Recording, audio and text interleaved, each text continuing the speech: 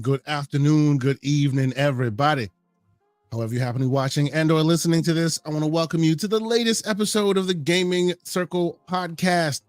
The podcast where this week, yes, there's some games that came out we want to talk about, and there's some very interesting news afoot in the gaming sphere. So I am happy to have my co-host with me. I am, of course, your host, Mr. K. Asante, TK Asante, TKO Asante, on all the places we find ourselves. And I am, of course, joined by Mr. Everborn Saga. Good morning, sir. How you doing today? I am, how am I doing? That's a good question. I was up until 4 a.m. last night because me and the missus decided to go on a double date, and several mojitos and Jack Daniels later, we looked at the clock and realized, what the fuck are we doing? Oh, sorry. That's my one. Apologies. But see, that's the kind of night it was last night. On a Saturday morning. All right. Yes. Hopefully the people are still filing and they didn't hear that. But yes, this is Ever Hangover Saga. Indeed. Understood. All right. And of course, as the visual viewers can see, I am decked out in my 1Z Xbox Fair. I've been told to use it or lose it. Otherwise, this thing was going to get traded in for something else. Wifey getting a little malicious in my household, so I had to whip it out. It's what was going we're going to roll with today. But this is why you have to put locks on your closet, sir. Man, right. You know, hey, I ain't got to say much to you. All I got to say is sometimes the RFC doesn't get passed. It is. But no, hold on. I have sorry, Pixel. I would never be so bold as to think I could walk into Lady Everborn's closet and say I'm throwing something out. Well, and I don't think you could either. This wasn't in my closet per se. We have a shared. Okay, so now we're getting back behind the scenes. We have a shared like walk-in closet, big situation. Yes. And this thing does not just kind of like fold in a corner. This kind of takes up space. It's like kind of yes. Like, it's we have a shared closet as well, and it is like border patrol. Yeah, true. Oh boy. The two sides. Yes. So yes. There's no throwing. I know I can't do it. That is the rule in the Everborn house. What is good for me is good for me. Not for me. Yeah. You know how that goes. And ladies and gentlemen, on the topic of what is it, the living with spouses podcast? Nah. But if we were gonna have sex, we should. I know a man who's on this panel who would be very, very instrumental in said podcast. This man joins us when we need the hammer. This man joins us when we need Halo lore. Hell, this man joins us when we just need a great community member to join us. Today, we have some AI chat. So who do we think what are the learned among us who can lend some interesting takes to this conversation? It's the one and only, the hammer himself, Mr. Pixel Big G. Good morning, sir. How you doing? Hammer, I am hammer. They put me in the mix. What's up? I love that. that is a call out for us. Yes, for us older cats. That's a great beards, baby. That's great beards call out, right there. You know what I'm saying? But yeah, good to be here, gentlemen. Yes, sir. Luckily, I don't have to share. I don't share any closet with my wife, and if I did, she wouldn't touch my stuff. So, but I did play myself to try to call her out on a pair of shoes the other day, and it was didn't go well. I hear your statues aren't safe, but we're gonna leave that one for another conversation. Yeah. My Juggernaut's not safe, but other than that, what's going on? What's going on, gentlemen? Oh man, we are happy to have you here. Today is just one of those chill days. We have a lot of games that are out we want to talk about, and of course some interesting things afoot in the gaming sphere as far as the AI stuff going on. Like, we saw dribs and drabs of this, and we're going to talk about this, we're going to get into it, but we saw dribs and drabs of this in the early days, but now it's like they full court pressing. They put it out on Front Street, and it looks kind of interesting. So I want to get y'all thoughts on it, some theory crafting as to where we're heading next. But before we get there, good morning, good afternoon, good evening, ladies and gentlemen in our chat. I see y'all out there doing it way big already. What's going on, J Mac? What's going on, Soil Tech? What's going on, MJ Dark? All the great people. Ooh, I see the one and only Adidas 20 in the chat already with a $20 super chat. What's going on, sir? He says, salute, gentlemen and chat. Thank you so much for the super chat. Appreciate you, man. Thank you for being here. I see Roshan Eppinger in here. Stilo, great member of the community. Stilo, always in our Discord. Shout out to all the Discord members. We see y'all in here as well. I Dark. see Game Logic in the chat. Oh, that's what's up. Get him in here. I see Game Logic. Yeah, the great Game Logic. He's here. What's going on, Game Logic? He says finally made it in an episode. What's going on, brother? We miss you on this show. One of these days we need to have you back. It's been too long, bro. It's good to see you here. MJ Dark, $5 super chat. He's here and he says, I heard the Care Bears fights are better than God of War and Avowed fights. I understand. Those bare necessities. I know, right? Those bare necessities. Those some bear. Oh, the bear. Praise God, Chima. Jesus. All right. And Mario is bigger than Tonic. Of course, he always has to put his ridiculous slander in there. But we appreciate you, Mr. MJ Dark. What's going on, sir? Shout out to you, good sir. And of course, our last great guest to join us this week, not to be outdone, the one who you never see him coming. You can't call him out. You can't ask for him to show up because you don't know where he is. He asks you not to reach for him, but from once in a while, he'll accept our invite and he'll be here and he'll give us his very interesting takes. Let's see if he had his Wheaties this morning. Ladies and gentlemen, Lucius Augustus. Good morning, sir. How you doing? Good morning. I am barely awake. Oh. I was playing video games until like 4:30 in the morning. I was about to ask you, were you the one that went on the double date with Mr. Everborn Saga and Mrs. Everborn Saga? You sound like you were up till 4 too.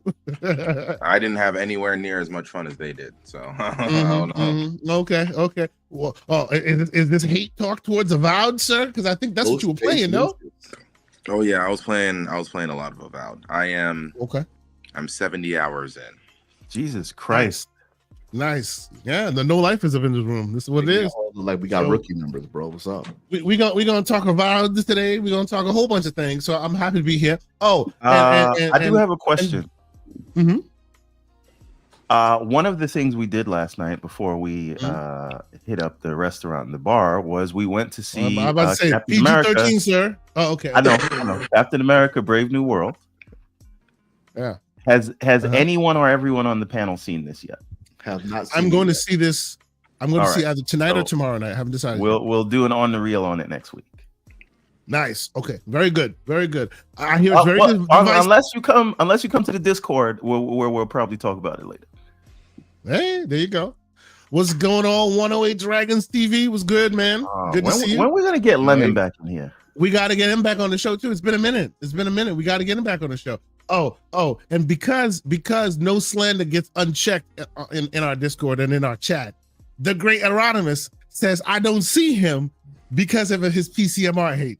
I see you, brother. You and your PCMR hate. I see it all, sir. I see it. I see you. What's going on? Anyway, so we're gonna do this real good today, but you know what? We're gonna start this as we always do, ladies and gentlemen. And since our guests, we got all these guests here, we'll do it by the order of entrance into our show. Mr. Pixelbit G, sir, you are our guest. You are first at the table. What games are keeping you busy this week? It's all about Avowed this week, sir. I mean, okay. It's the game du jour. All right. It is the game of the week. Okay. Yes. So we will talk a lot about Avowed. I suspect I will be talking about Avowed for sure. I suspect Mr. Everborn Saga will be talking about Avowed. I know Lucius will be talking about Avowed. I will put Avowed footage on the screen, but what I will be doing is I'll be cherry picking Avowed footage that I find on the internet. There will be no spoilers. I will ask that our panel members also do their best not to do any that heavy spoilers.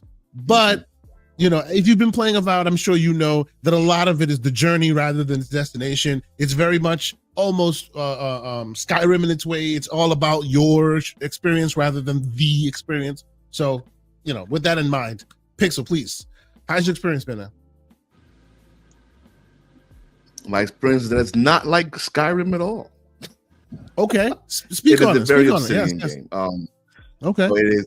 So they are much tighter on you getting from point A to point B and following the story along. They don't.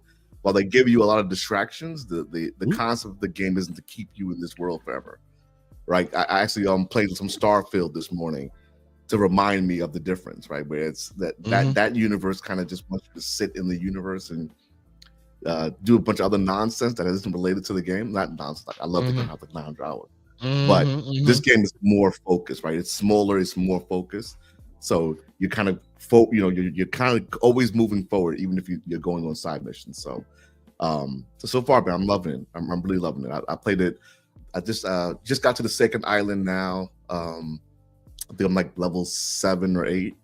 And I'm playing like a more. I think I'm right where you are too. Yeah, I'm playing like a battle mage build at this point. But me too. Yeah. Me too. Yep.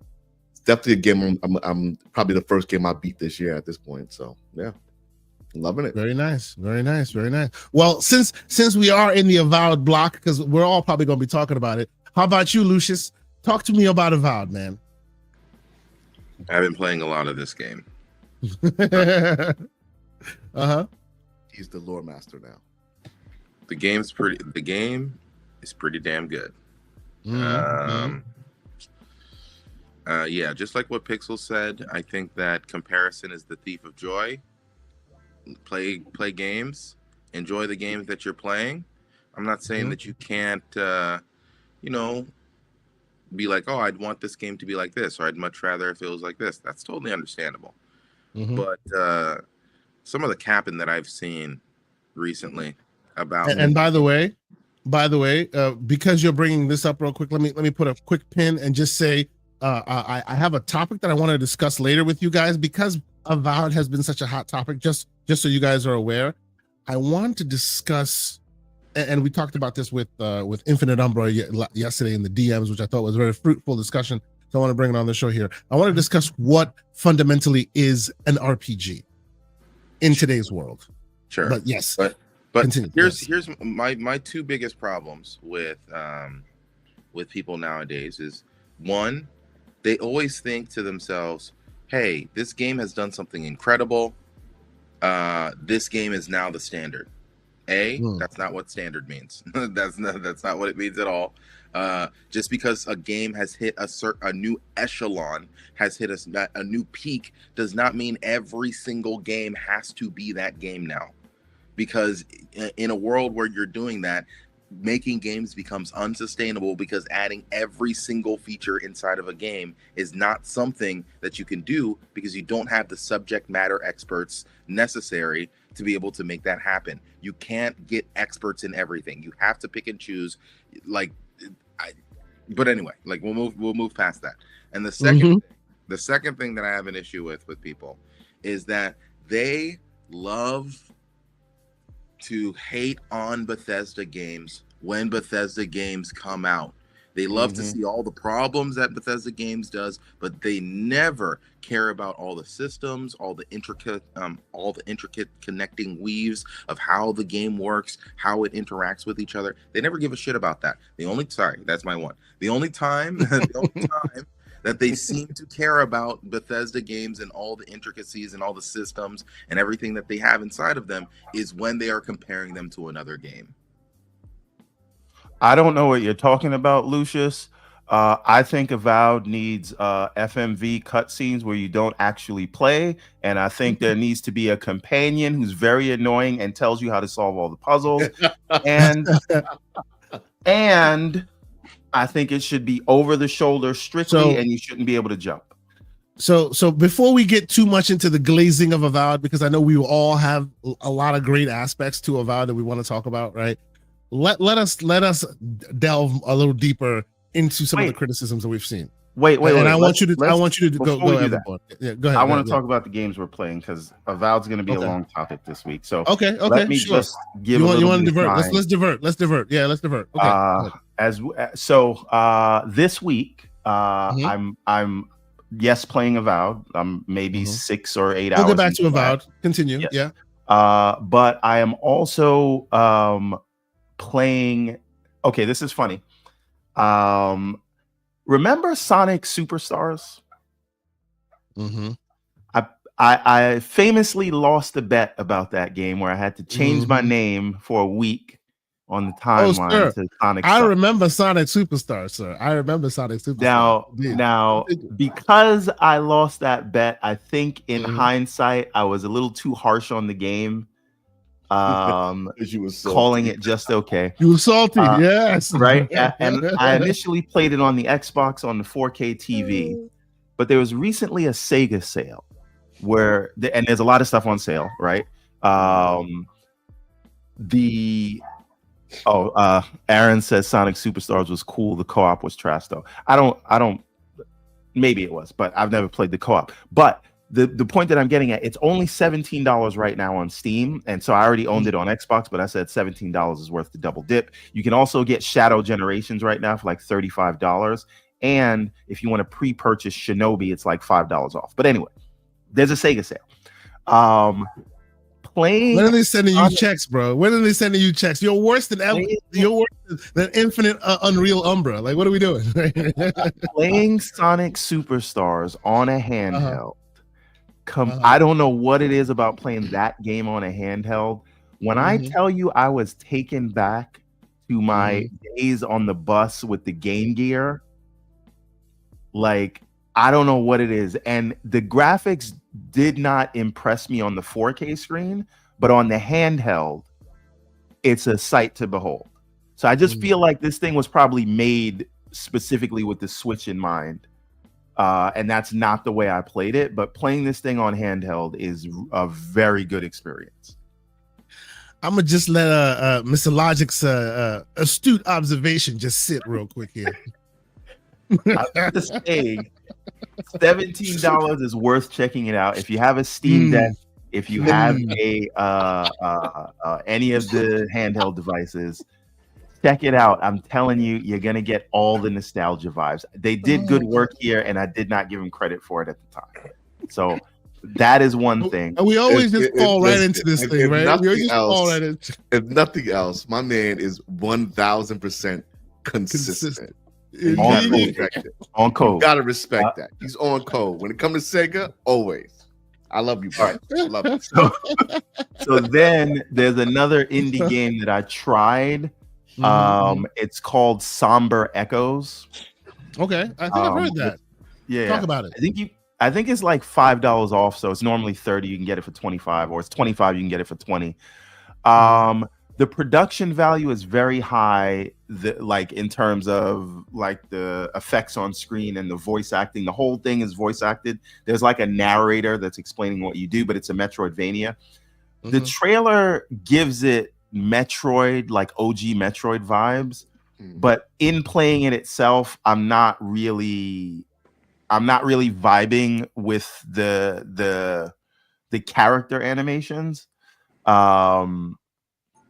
And the combat just doesn't feel as good. And there's a reason for that. Like, this looks good, but in playing it, it doesn't feel as well. But part of the reason for that is the other game that I'm playing right now, which is Blasphemous 2. Because as you know, I just spent 32 hours playing the first Blasphemous.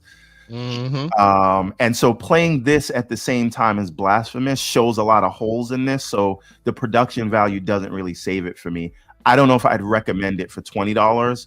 If you can get it for like below 10, and not to like diminish anybody's work, but if you can get it for below that. By the way, I paid like $4 for Blasphemous 2, right? So I'm comparing the $4 I spent for this to the $20 I spent on the other one, and I maybe that's why I'm judging it harshly. I just don't think Somber Echoes is a $20 game. But Blasphemous is absolutely a $5 game. I'd pay $20. Blasphemous is a $30 game. It's a $50 game. Like what are we doing? No, I'm saying you can get it for $5 though. So yeah, I know. But my point is, I'm playing this right now. This is like anytime I'm not, because I'm not gonna play Avowed on the handheld. So anytime I can't get to the TV, I'm playing Blasphemous on the handheld. And it's a very the learning curve in the beginning, especially if you're playing it directly after the first one, is a little bit difficult. I still feel like I like the first one more, but again, I'm only, I think, 6 or 7 hours into part 2 right now. So maybe as I get more powerful or whatever, and figure out the new weapons that they have, I'll feel differently. But right now, I think part 1 is the better product. But again, we'll see.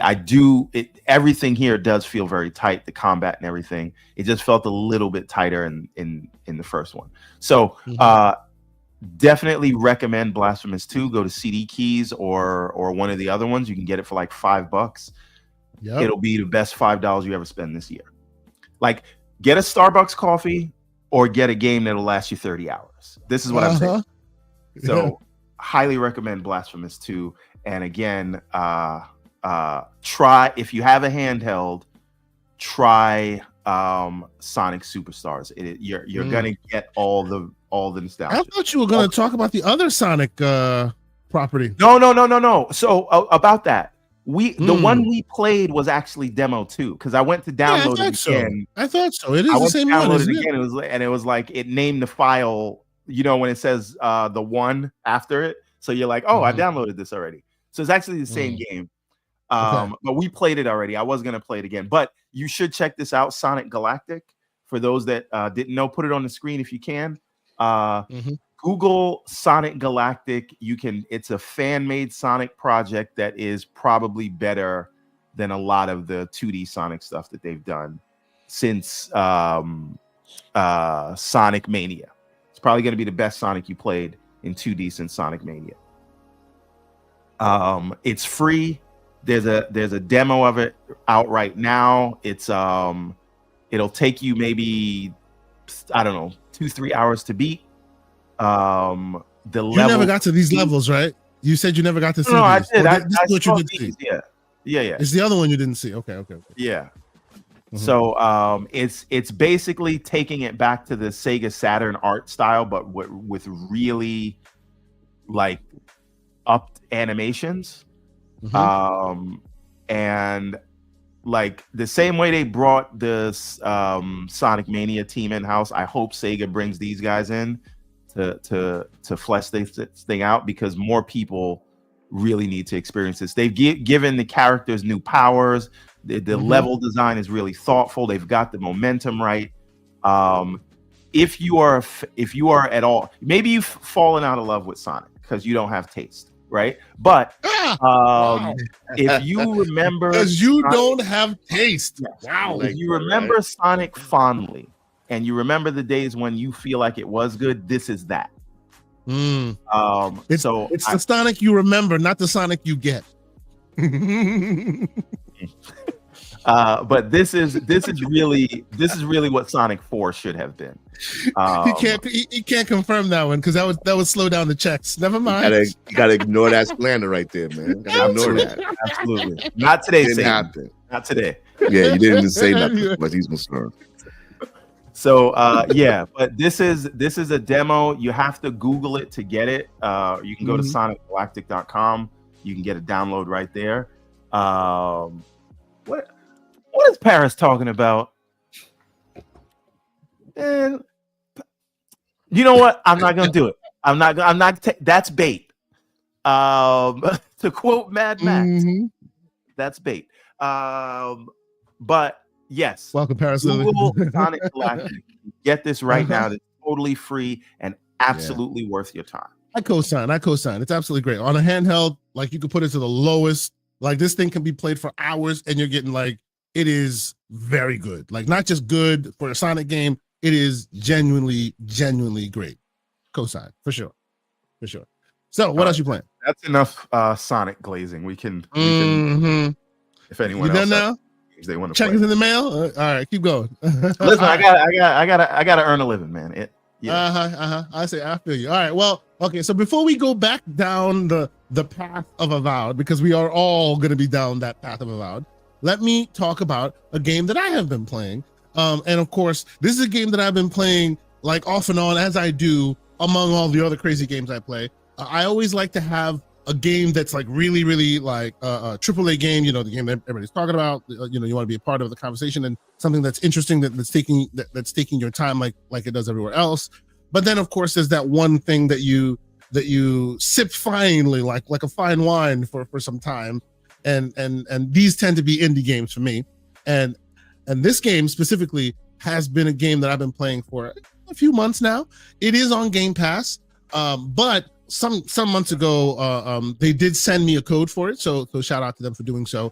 I've actually been playing it all over the place. I've been playing it for some time, and the game I'm talking about is Lonely Mountains Snow Riders. I don't know if you guys have ever heard of this game before. Have you heard of Lonely Mountains Snow Riders?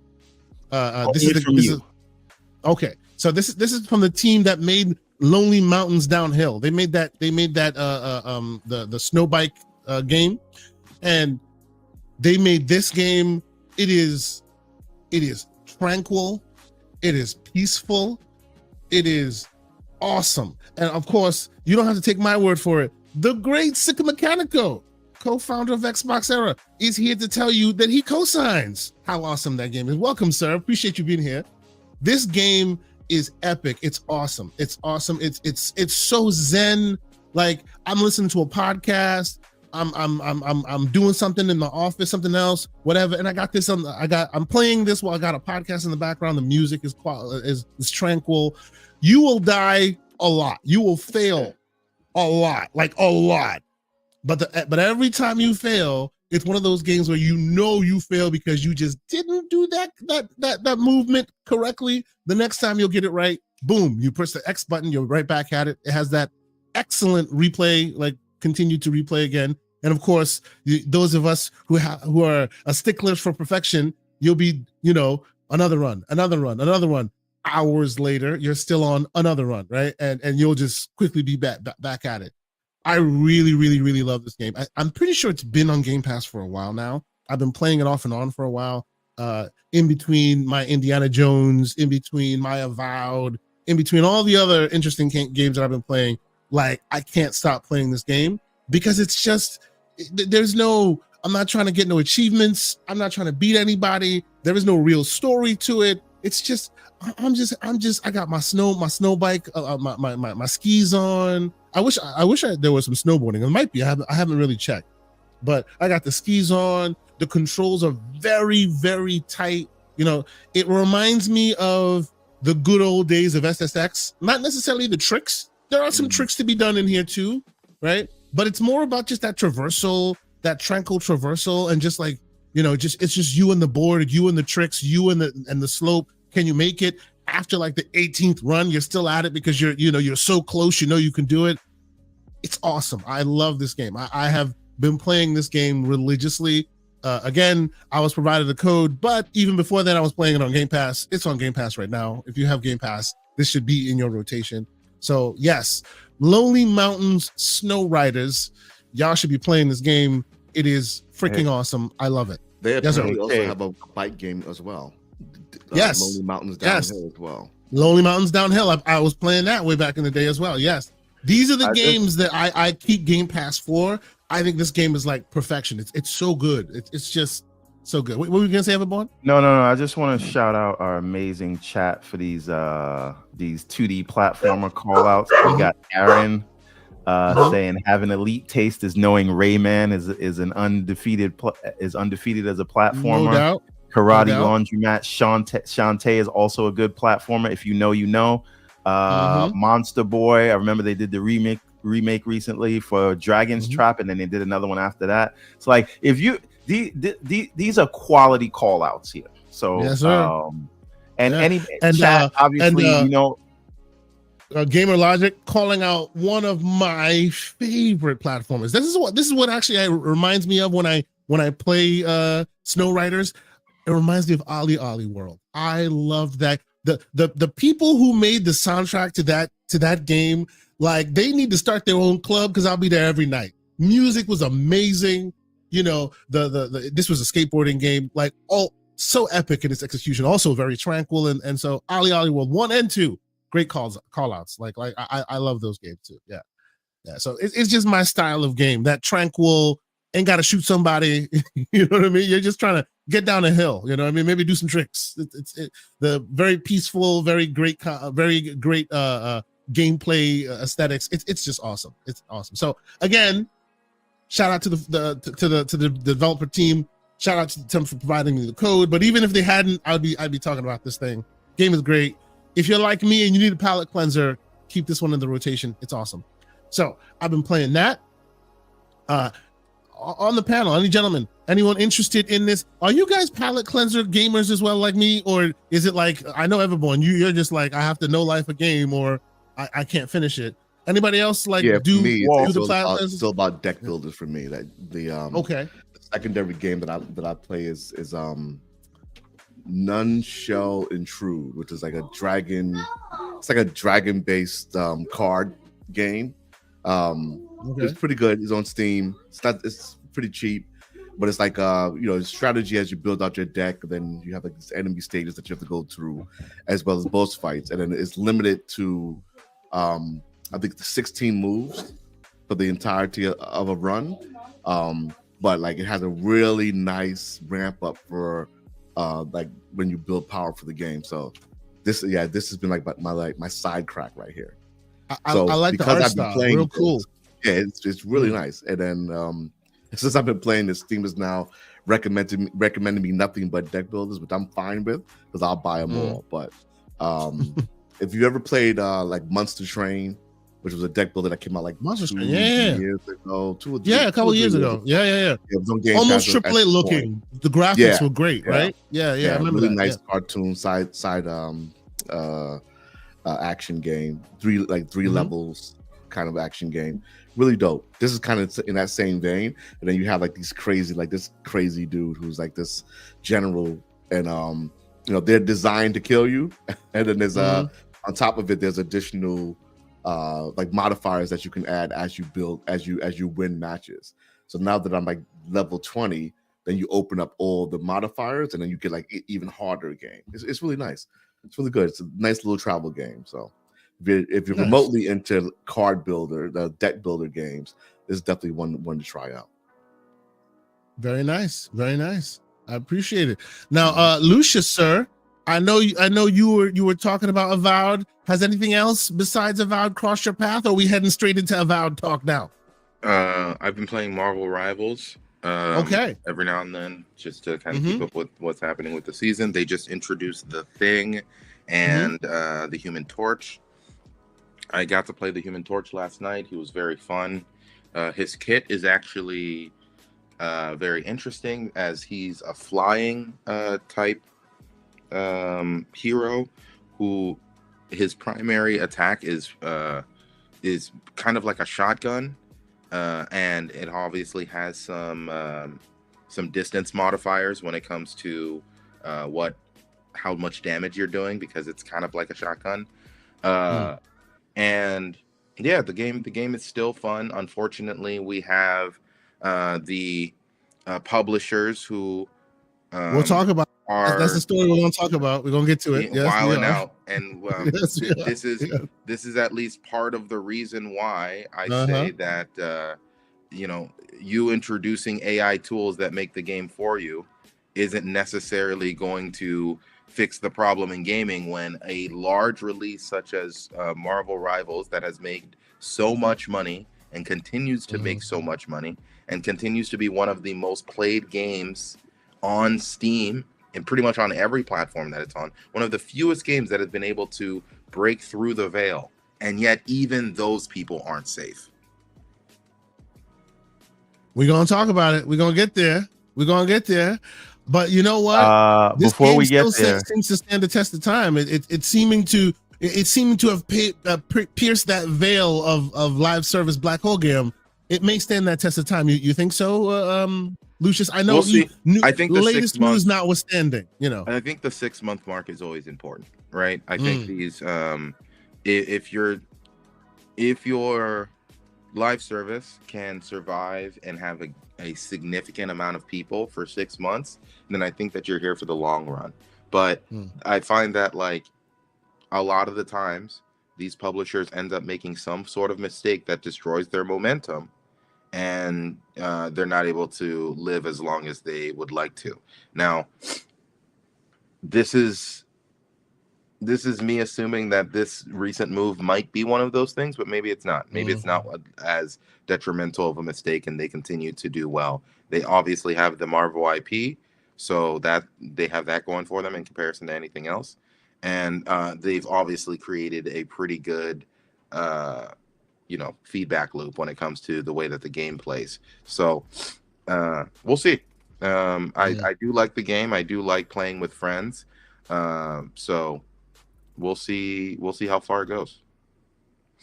Everborn, you were going to say? I thought you were. Oh, no. I was just going to say in regards to the team and what happened to them, which we'll get into. I was going to ask Lucius, who thinks that this wasn't the plan the entire time?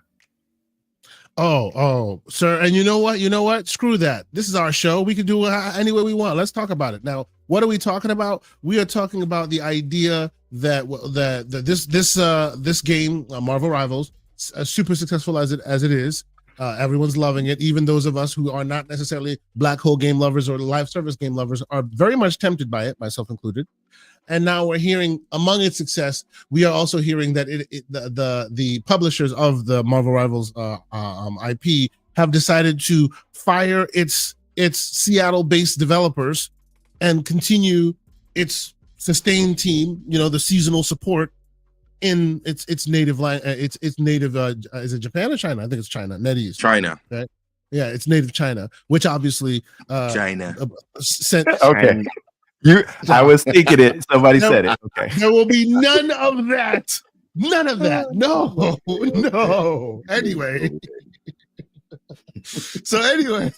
Can I say that 45/47 has ruined the word China for me?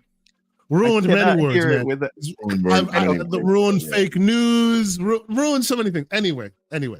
So, needless to say, the reason that was ultimately given once this thing became a huge firestorm in the gaming parlance, the reason this was given by the publisher was the cheaper cost of living in their native China, where they can keep the game sustained. It was a business reason, which to Everborn Saga's the question CEO originally, of that company makes $200 million a year, and water is wet. But to Everborn Saga's question. Does that not smell like it was part of the plan all along? It was just that the Seattle-based developer was the last to know about that plan, even though the publisher had that as part of the plan all along.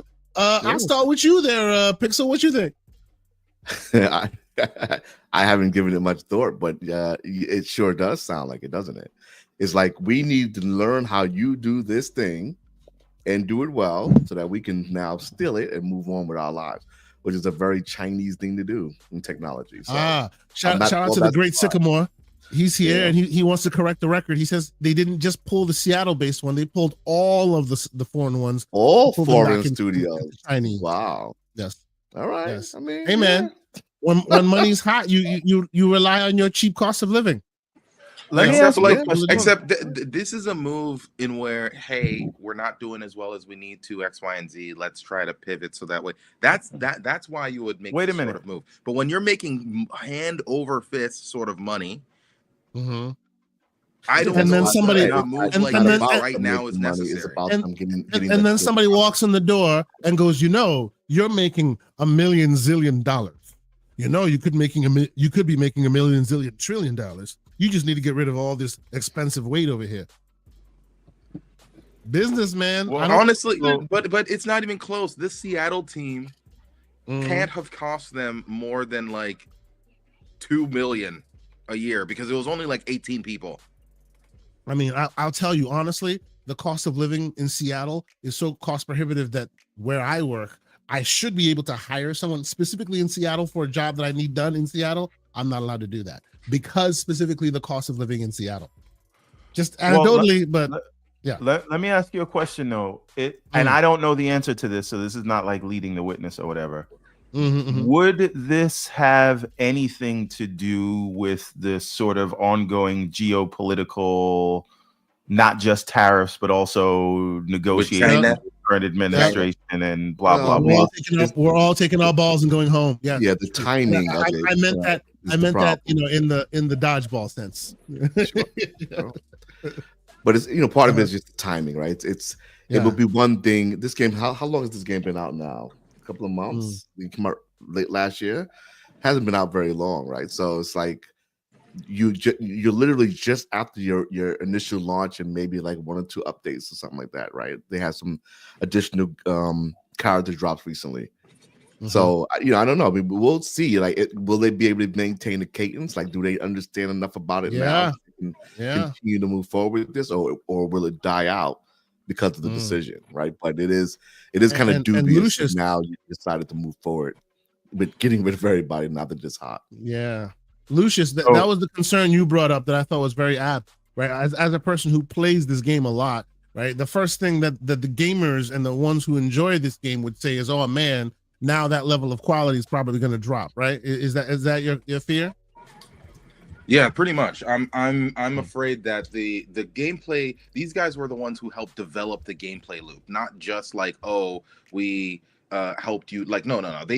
They understood how the game would work well to be able to make it so that way all the way that the characters work, the flow of the maps, they were the ones who led all of that. So if you're the person who leads that entire initiative, and then suddenly you're not there anymore, and they think that they can use their sustain team to be able, you still need more maps, you still need more characters. They're planning on releasing a character once every month and a half. If you're planning on like releasing a character every 90 days, you need people who understand how those character dynamics will work. And if you try to cheap out on that, you're only making your game worse. So I kind of go back to what I was thinking all the time, right? So it's not a new thing, right? We see corporations pull this move all the time. Once things are up and running and things are running smooth, but usually they wait a year, right? And make sure that things are ironed out and you've trained your replacement type of deal, and then they replace you, right? Or get rid of you unceremoniously.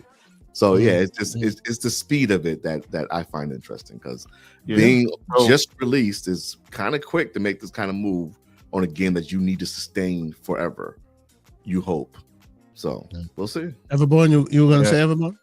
I'm just of two minds about this. One is the question I asked earlier. Could this just be like the Seattle team catching strays from some geopolitical thing that is going on? I personally don't think so.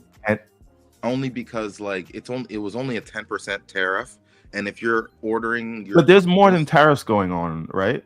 Yes, but if you're ordering your companies to start doing this sort of move this early on, it doesn't give you this sort of wiggle room to start doing those sort of moves later on. You see what I'm saying? Like it puts you in a situation where you're already in the extreme reaction of it, where you're getting private corporations, which is a significant accusation consistently with China, is that its private corporations can be manipulated and like forced to follow the rule of that China is trying to establish for them. If you immediately do that as soon as America starts messing with you, that just isn't smart. Maybe you should wait a little longer. I mean, but to be fair, and because I do want to speak to the other side of my mind on this, to be fair, this is pretty low stakes in terms of geopolitical clapbacks, right? It's not like some game studio, right? Like, and maybe some I understand other that we sometimes think that gaming is smaller than it is, but I want to remind you that gaming makes more money than movies and television. No, I can totally understand that, but I'm saying when we're talking about things of the cost, the people cost, right? It's not like a lot of people impacted by this change.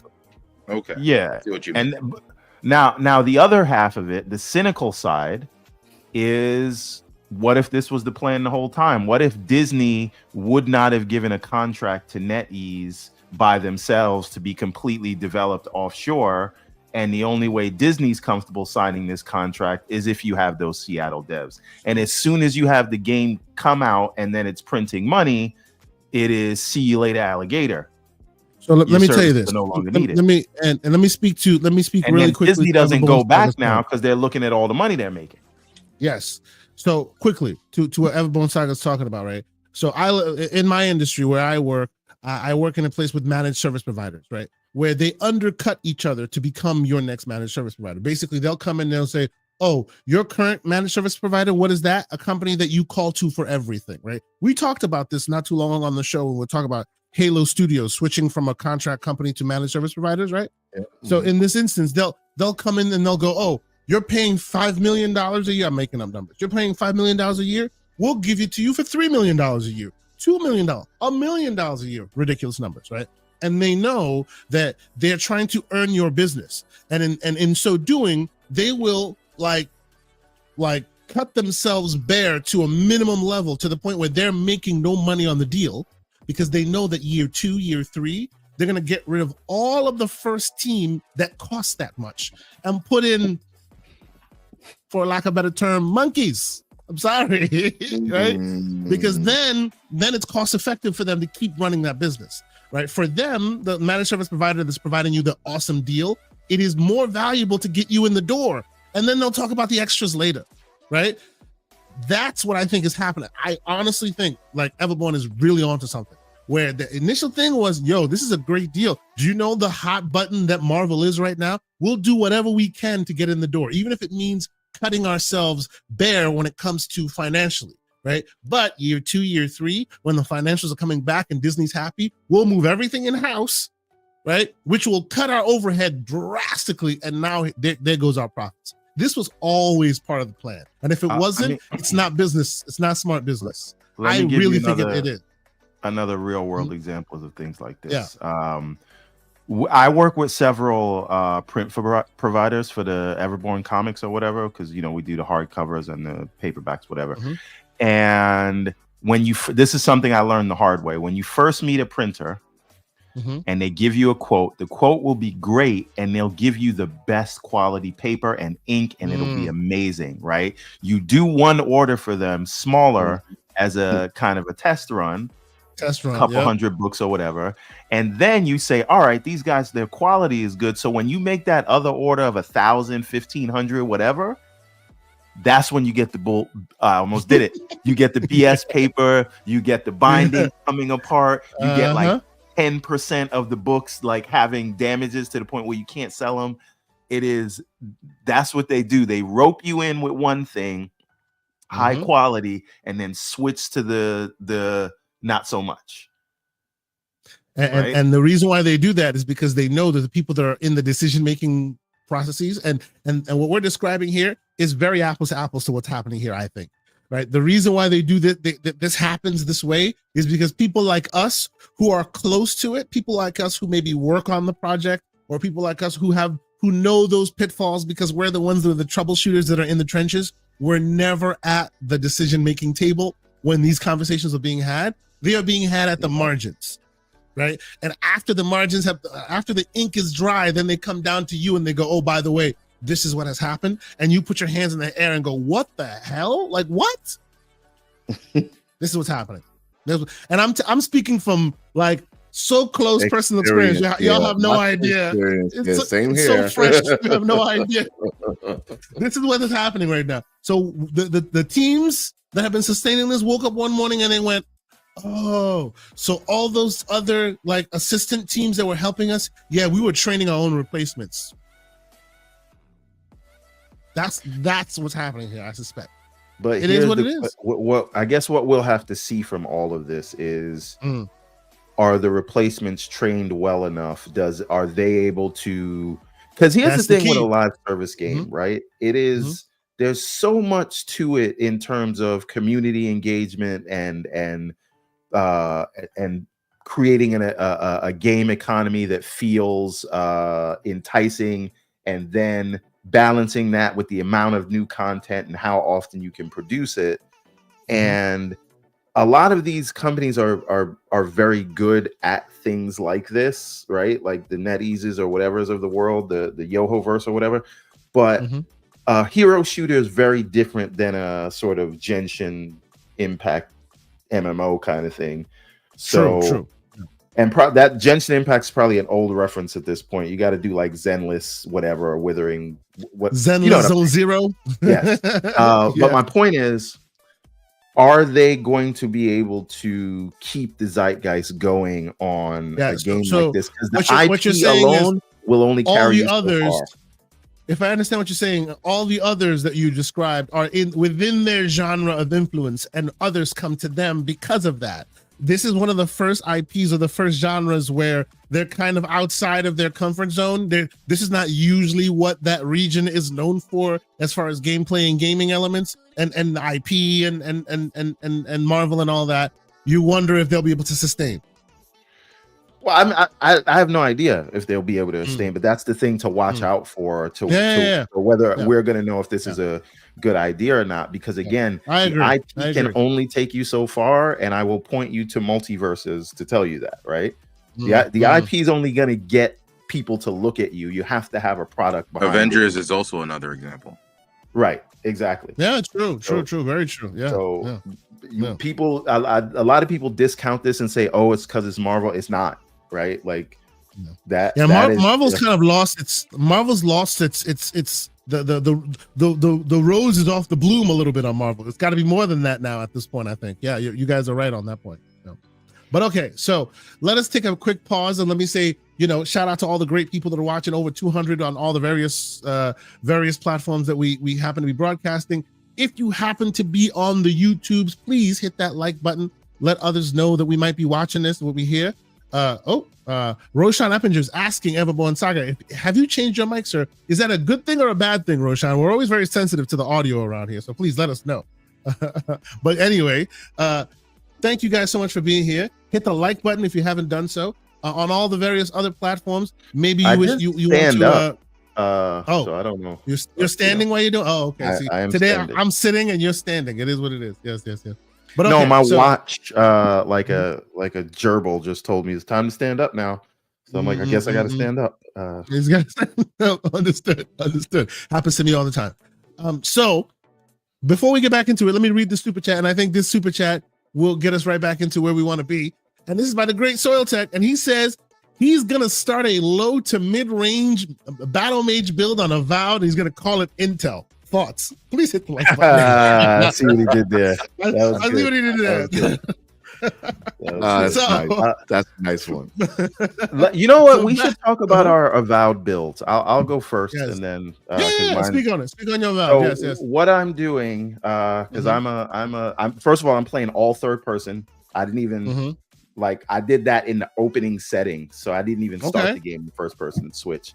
And then I tried to switch to first person once, and it felt so weird, and I got surrounded that I'm like, I'm never doing this again. So I'm all third person for this game, even though it is slightly more janky, but it is within the levels of tolerability.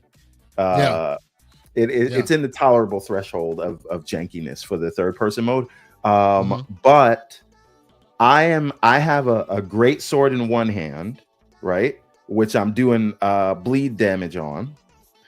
And that's a two-handed thing, and I can block with it. And then the other loadout is a grimoire for magic and a shield, which I know that I was advised against this, but I'm doing it anyway. So we'll see how this goes. Is this the moment when I go, we're gonna do it anyway? I'm sorry. Yes. So that's my current build, and I'm seeing where I can go with that. Okay, that's good. I like that because I need the fire magic from the grimoire, and I don't want to anyway. But I like the idea to be able to block and then hit you with the some magic or whatever. So, I will let Pixel speak next because I think Pixel and mine builds are almost identical. Pixel, what is your build like? Yeah, I'm using, I have Grimoire on one hand and the axe on the other currently. Okay. And then I switched to shield and wand. Right. So if they get in close, then shield and wand to back them up, and then switch back to Grimoire. Right. So a lot of fire. Plus, I put a lot of points so far in armor because I want to be able to wear heavy armor, so that way I can stand in the middle of a fight and still, get the fire damage in. And I have like I've already put a couple of points into Grimoire Mastery, right? So I want to get the secondary attacks on the Grimoires, and so far that's been pretty good. I was able to get through the first area pretty well. Once I got the second character added to my team, and now I'm in the second area, and things are getting a little more dicey. So it's time to do some upgrades. But so far, I've found mushrooms coming for you. Yeah, them shrooms, bro. They out there, right? So they running at you. I'm like, get away from me! Oh, what is going on? the funny thing on the second area is that like you'll pick up an item near like some plants, and then they'll just pop out of nowhere on you. Yeah, you're looking on looking on your map. Everything's peaceful. You pull out the wrong route, and now the mushrooms is coming for you. Like, damn. Yeah, it's dope. So I haven't found anything yet to deal with poison damage, which is what they're giving. Oh, and that cloud damage is very nasty. Grog. Grog, yes. Grog is a solution for all ailments. It does for elemental ailments and for poisons and stuff. So, I'm talking more in terms of like an armor or skill to block that damage. You know what I'm saying? To reduce the damage. But yeah, I mean, I know how to heal it. But yeah, I want something that I don't know if the game has it, but hopefully I can find something to reduce the Grog damage. Not only heals the poison damage, but it also gives you a defense against additional temporarily. Against additional elemental damage that they're throwing on top of you. You see a little dial on the bottom right, I think left hand corner. So while it's active, any further damage is lessened. Yeah. Oh, nice. Okay. I will start getting drunk in the middle of the battlefield. That's what this game is trying to tell us. Absolutely. Drunken master build, no doubt. Yeah, that's right. How does that get your build? Okay.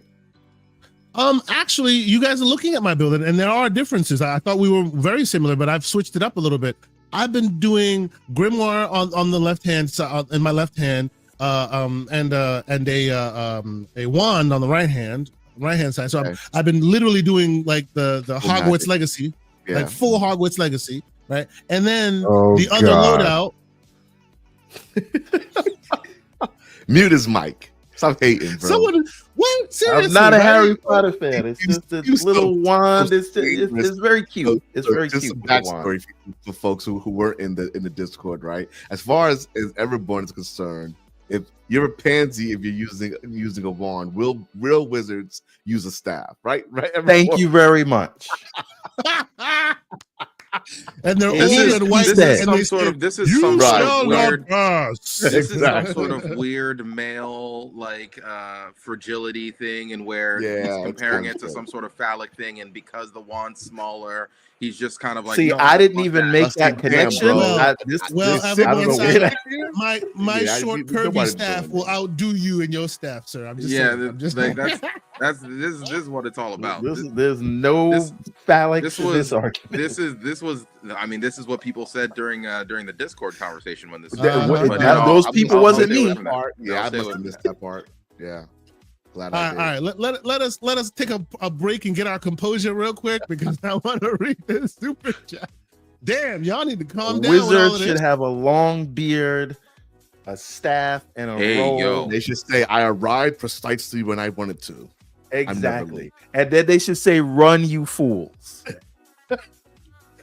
You fool of a toque. See, this is what's wrong with Everborn. This is what's wrong with Everborn. Anything that doesn't match the particular aesthetic of Lord of the Rings when it comes to fantasy is apparently. I've noticed this. You're understand. I am too old. He was the first to make it. I also love. He was the first to be there, so no one else can do anything ever again. It's like the same people that are dissing Avowed because Skyrim was better. Yes, Skyrim exists, homie. Go play that then. Listen, you know what I mean? I said it before, and I will say it again. I am a Tolkien Negro. Yeah, right. Yeah. I mean, I said snob, but Jesus. All right. So can we get a point for that? Can we get a point? I I'm out of the age range to care about Harry Potter. It came out when it was like, this is just not for me. I don't care about no Prisoners of Azkaban that's or totally whatever fine. else. But you then take These your young Harry punks. Potter and translate it to anything and everything that does not have the same aesthetics of Tolkien. That is absurd. It's not about Yeah. Tolkien. It is Yeah. just Oh, yes, Harry it is. Potter hate. I've noticed this as well. No. Your hate Any is for fantasy anyone that strays who wants away. to come out there and do something different than Tolkien has to get some shade from you. I've noticed that too. It's been a consistent Yes. thing, but we'll drop it. We'll drop it. We'll move on. We will drop it. We will drop it. And before we drop it, because I had to get cute wands and I'm late for class. Anyway, why don't you go sleep under some stairs? I'm also not a Harry Potter guy, bro. But yeah, you out of pocket. Out of pocket. They not fly of their damn on mind. brooms. This is what witches do. Oh my god! Like let's Apparently okay, warlocks you know what? do Forget too, it. sir. Why are you mad? Game Logic blesses us with a $20 super chat and says Marvel Rivals is going nose down is likely. The market splash of the hero shooter subgenre is overrated. Ooh. Overwatch is it really. Other games, Apex, RB6S, we don't even think of them as hero shooters. Very little lasting potential. Ooh, I think there are some who will have pitchforks for you on that one. Overwatch survives another day. But you know what Overwatch did smartly? They did exactly what Zuckerberg and team were doing. They went, oh, you came trying to take our lunch and you have cool new ideas? Jot down the pad, write down those cool new ideas, implement all those cool new ideas. Oh, you're leaving now? Have a nice day.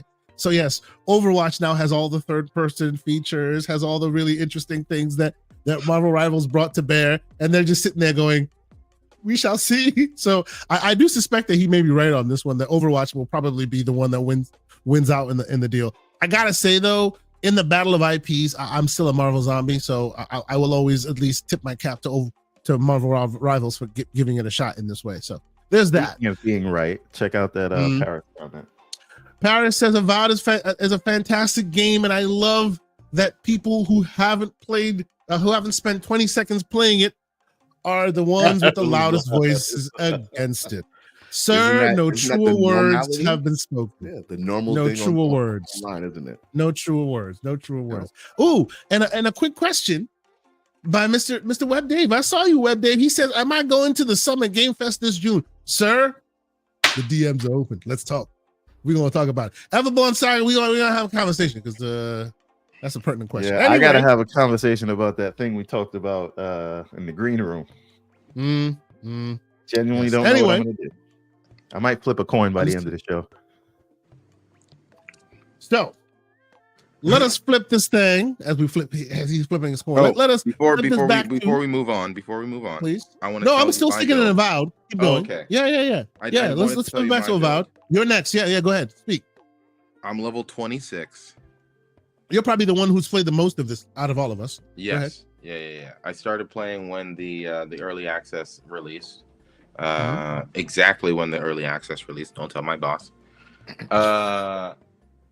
And yeah, I'm going full wizard build. I'm not playing around with these games of I'm putting points into my health or no, big damage. That's all I'm trying to do. I'm trying to do big damage. That's it. And glass cannon.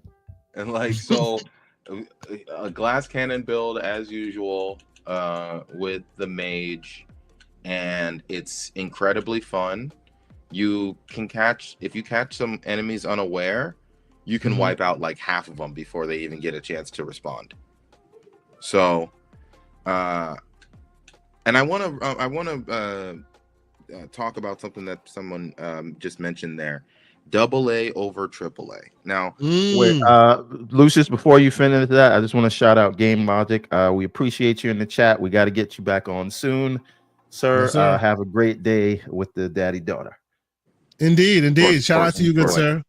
AA versus AAA. AAA games are fantastic and require, and this is not to say that this game doesn't have the experience of people who've done AAA in the past or whatever. But you can very obviously tell that Obsidian was not hyper focused on putting every single system inside of this game and making sure that like, okay, we motion capture every single conversation. That was not an objective. The objective was, let's make a fun game. And a lot of people have been referring to these AA games almost as old school AAA 360 games.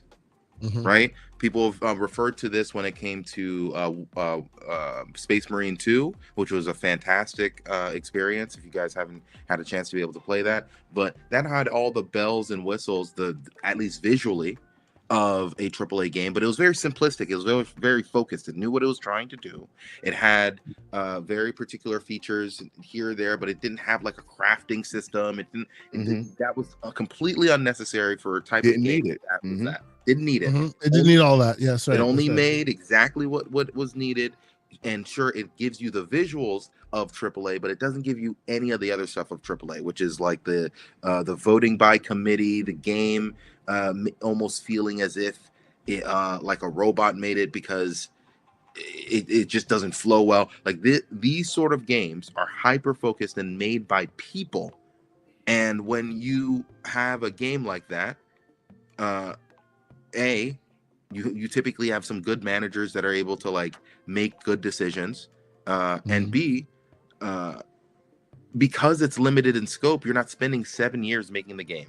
Doesn't matter how many people your studio has, or how few people your studio has. At the end of the day, if you don't have the correct plans or the institutional knowledge or any of this stuff, it makes it very difficult to be able to release a game like Avowed in a short period of time. So shout out to people like Obsidian, that by the end of 2025, if you look at their purchase in 2018, they would have released 7 games or 5 games in 7 years. 5 games in 7 years. That is insane output for any company, much less one owned by Microsoft. So shout out to Obsidian. Yeah, another one that was like that gave me a similar feeling, right, is Silent Hill 2. I know that's a remake, but it is like you have these sort of like AAA visuals, but systems and mechanics are still back. They're just not trying to do too much. So when you keep the scope lower, and I know a lot of people had issues with how much interaction there was in Hellblade 2, but I find myself a huge fan of the smaller experiences that are not trying to monopolize my time, but still providing great visuals. And in the case of Space Marine 2, you had a really fun gameplay loop. I really like Avowed so far as an RPG. I don't need it to do all the things that maybe a Veilguard is trying to do, or other like The Witcher or something like that. I think Avowed knows exactly what it wants to be, and it excels as that. Oh, look at that! So you agree that the Sonic Superstars is a fantastic game, and you didn't give it credit when it first came out. That's good. It's good that you agree with that, Paris. That's great. Picking and choosing is crazy. But yeah, to me, and again, this is just me being old and maybe being having more disposable income, but way less time. We call him Everborn Frivolous Spender Saga is what we call him. Listen, the backlog bandit who buys games and doesn't play them. So what I'm saying is, things like this is an RPG, but it is not demanding 100 hours of my time, right? I love that, and I want to see more things like that. Like, you don't have to skimp on the visuals, but you also don't have to have a million fetch quests and then telling me to wait all this time and do all that. So, or side games, or you don't have to have me walking around with Eris, wasting the time and the energy of the game, messing up the momentum. Oh, sorry, that was final. Okay. Okay, you're on mute, Kay. And you're on mute, but I hope I got it. I'm sorry, that was last week. I can't wait till Eris dies again. All right, go ahead. Jesus. Okay. To rail us quickly back in, and I appreciate you talking about the RPG-ness of it, because this brought up a conversation that I really wanted to have before we get to the other thing that's also really hot button, and I want to get us out of here in a relatively decent amount of time, so we'll keep it moving. I want to just briefly chat about what we think is an RPG these days, because and we can all continue talking about how much we love this game. I love this game. You've seen gameplay footage. I've been playing many hours. I think I'm about a day and a half of time into this game. Love this game. I have some criticisms as well. I see some certain issues that other people are having, and I can speak to why I see why they're seeing that. Now, me personally, some of the criticism that I see I think is a little bit unfounded. They're complaining about the engine more than the game. Right? Why is it that I can do this in Skyrim, but I can't do this here? And I'm just like, well, you're talking about the creation engine or an engine of open world, crazy explore, do whatever you want, versus a streamlined engine for a story purpose, right? Two different things. That's why you can't grab every fruit, and that's why you can't, that's why, right? It's not the same engine. It's not a game choice. It's an engine choice, right? So there's that, right? But at the end of the day, I do think I like what they've put together here, and I feel like maybe we might be in a world where the word RPG has kind of lost its meaning for many people, right? When they say RPG, they mean something different than what I mean when I say RPG. So I kind of wanted to have that conversation, because I feel like at least those who are earnest in their critique, right, that I disagree with, I feel like that may be our discrepancy, that I define that differently than other people do. I'll start the ball off by saying that I think like an RPG as defined by 2025 should be an RPG, should be defined, and you can define it any way you specifically want, but I would say games like your Baldur's Gate would apply. I would say that the Avowed would apply. Now, again, if you look at them side by side, you wouldn't be able to say that their systems and all of their requirements are one for one. There are many overlapping features, but there are also many things that one does differently than the other, right? But they can all still fit within that RPG framework. But I feel like it's difficult because in a world where RPG has, and I said this in the Discord, where RPG has become pop music, it sprinkles RPG-ness on everything else, right? I see some great folks in the chat saying, I see Karate Laundromat asking, is Spider-Man 2 an RPG? Right? Valid question. If you don't, no, it's not a valid question. Having a skill tree does not make an RPG. If you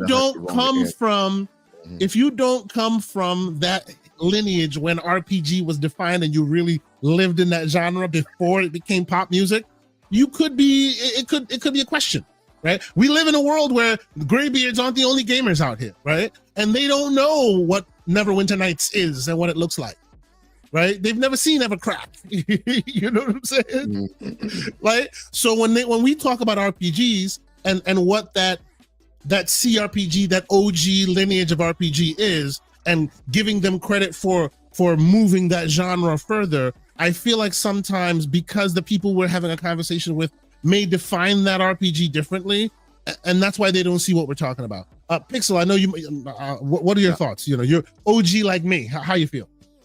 Yeah, I mean, I don't know when the generation occurred where we started getting this mix up about what is an RPG and what isn't, right? But I know it kind of started around when some of these action games started taking on additional traits like skill building in an action game. Skills in an action game don't make it an RPG, right? I mean, you can argue there are RPG elements inside Mortal Kombat these days. It is what it is. There are RPG elements inside of Forza Horizon, right? I mean, it's like being able to add, select cars. Did they call Forza Motorsport a car PG? Yeah, they call it. Yes, they did. Yes, exactly, they did. Right. So, and it has a progression, it has a story, all that stuff, right? But I'm from like the gold box D&D era, right? Bard's Tale, indeed. Ultima, right? Old when you used to buy video games in a box, ladies and gentlemen, it came in a box and a bunch of floppies. It was really crazy. nice instructions and stuff, right? That's right. But nowadays, I think the main thing that distinguishes real modern RPGs from these action games is that you can often have an impact on your world, right? There are events that will happen in an RPG that, based on your decisions, may actually physically alter something in the world, like world state, right? So if you remember, like, was it New Vegas, where you drop a nuke on a town based on the decision you made, right? It's Fallout 3. Okay, Fallout 3. Fallout Okay. 3. So, and then in that, right, once you do that, right, that town is permanently nuked, right? There's no, yes, and it will continue to stay that way. Right. There's no changing your world fall after that, right? Your decision has impacted the world, right? So, is that your minimum requirement for RPG, or is that one of them? That's one of the big requirements, right? Because I ask real quick because there are games that have that exact element that you wouldn't consider an RPG. But continue. Sure. But that is Crackdown comes to mind. But continue. Yeah, but no. But here's the thing, right? In Crackdown, everyone who plays Crackdown is going to have that same impact to their world. Because it is an action game, right? And it depends on which one you kill first, right? You kill one bad guy, the other bad guys get stronger. The original one you change, like the strengths of the world change based on who you kill first. Based on who you kill first, yes. But at the end of the game, all of them will be killed, right? Whereas in Fallout, you didn't have to nuke that town, right? It's a real decision. It's a choice you make. Yes. Right. I see what you're saying. So what you're saying is this was a game. This was a story element, gameplay / story element in Crackdown, and you always end up doing that thing, even if you do it in different order. Right. Whereas an RPG, by your definition, you don't have to do that. But you can do that, and that affects the world, and that's the definition of RPG. Right. Okay, understood. Right. So the key thing is that's one. The second thing is character building, right? Whereas in action games, oftentimes, like people who bring up God of War as a RPG, which is freaking nonsense. All it is an action game, and what happens is you can alter the build of your character in that action game, and he'll take on these fighting traits, right? Those 3 fighting traits that he has, depending on which one you focus more on. Same thing with what's the one with the girl that makes you want to go to sleep? What's her name? the Horizon. Yeah, Horizon Forbidden West. Same thing as that game, right? Whereas it is, no matter what you do with her character, no matter how many points you play into her character, fundamentally she is going to play exactly as she plays, because there's an action game. It doesn't change. Right. It doesn't fundamentally change how you approach how you play the game. It may change a little bit about your approach, but not totally. To be fair, no, don't be fair. Let me finish. You could be a rogue oriented one and put all your points in rogue, and then it minimizes the others. You can put it in a Beastmaster and it minimizes. There's a little bit of that in there, but sure, right? Yeah, but then okay. You compare that to something like Oblivion, right? If you play Oblivion as a thief, right? Your approach to every decision in that game is different than if you play it as a warrior or if you play it as a mage, right? There's going to be access to things in that game that you do not get in those other classes, because you you've chosen an actual role in the game, and now you're approaching the world will approach you based on that role, right? You're going to be stealthier. You're not going to be as strong in a hand-to-hand combat. You're going to get access to unlocking things and being able to enter parts of the world that the warrior can do, right? I got to go straight forward because I don't have lock abilities. I don't have a stealth. I am all power. Let's go, right? So it fundamentally changes how you play the game. A lot of the action games, they don't really do that. They may dive into it a little bit, but not to that same level because it's not designed for that, right? It's still an action game. They still want you to kind of beat this mission in one or two different ways. Whereas in RPGs, they really try to make it the world where you have multiple options the way you can interact with events in the world. So that's the big thing. So those two together is what makes something like really an RPG. And then lastly, and this one is a little looser, is team dynamic, right? and building teams within RPGs. Now, mind you, I'm aware there are games where you don't have a team dynamic, right? It's just like the Souls game, right? It's literally just you, right? But that one still gives you the other things for the most part. Yeah, true. Yeah, like I was saying, there are still some overlap in some of those systems, right? Some they don't all hit that minimum requirement, but many of them hit many of those requirements. Understood. Okay. And I was right, it's a broad genre, right? But I mean, yeah. Like to me, those three things, a combination of those three things, like a 2 out of 3, will give me an RPG. Has to be an RPG. Okay. Yeah. How about you, Lucius? How do you define an RPG, like fundamentally? So I'll say 2 things about this. One is that we are in a space where genres are barely a thing. Especially when it comes to indies, people are mixing and matching genres as much as possible to create the next interesting idea. So we see that a lot when it comes to indies, and you're really starting to see it in AAA development as well, where people are just bringing the best parts of certain genres and bringing them in. At some point, things stopped being called Doom clones and just started being called shooters, and then at some point, games just started having shooting elements in them, but not really. People wouldn't really. And then it went all the way around, and then now it came back to boomer shooters. So I'm just like, okay. When did that happen? All right. but from a genre standpoint, like RPGs RPG elements are incorporating themselves into almost every game now. Some games I don't think it's even necessary, but they do it anyway. So that's one. And the second thing that I'll say is a reference to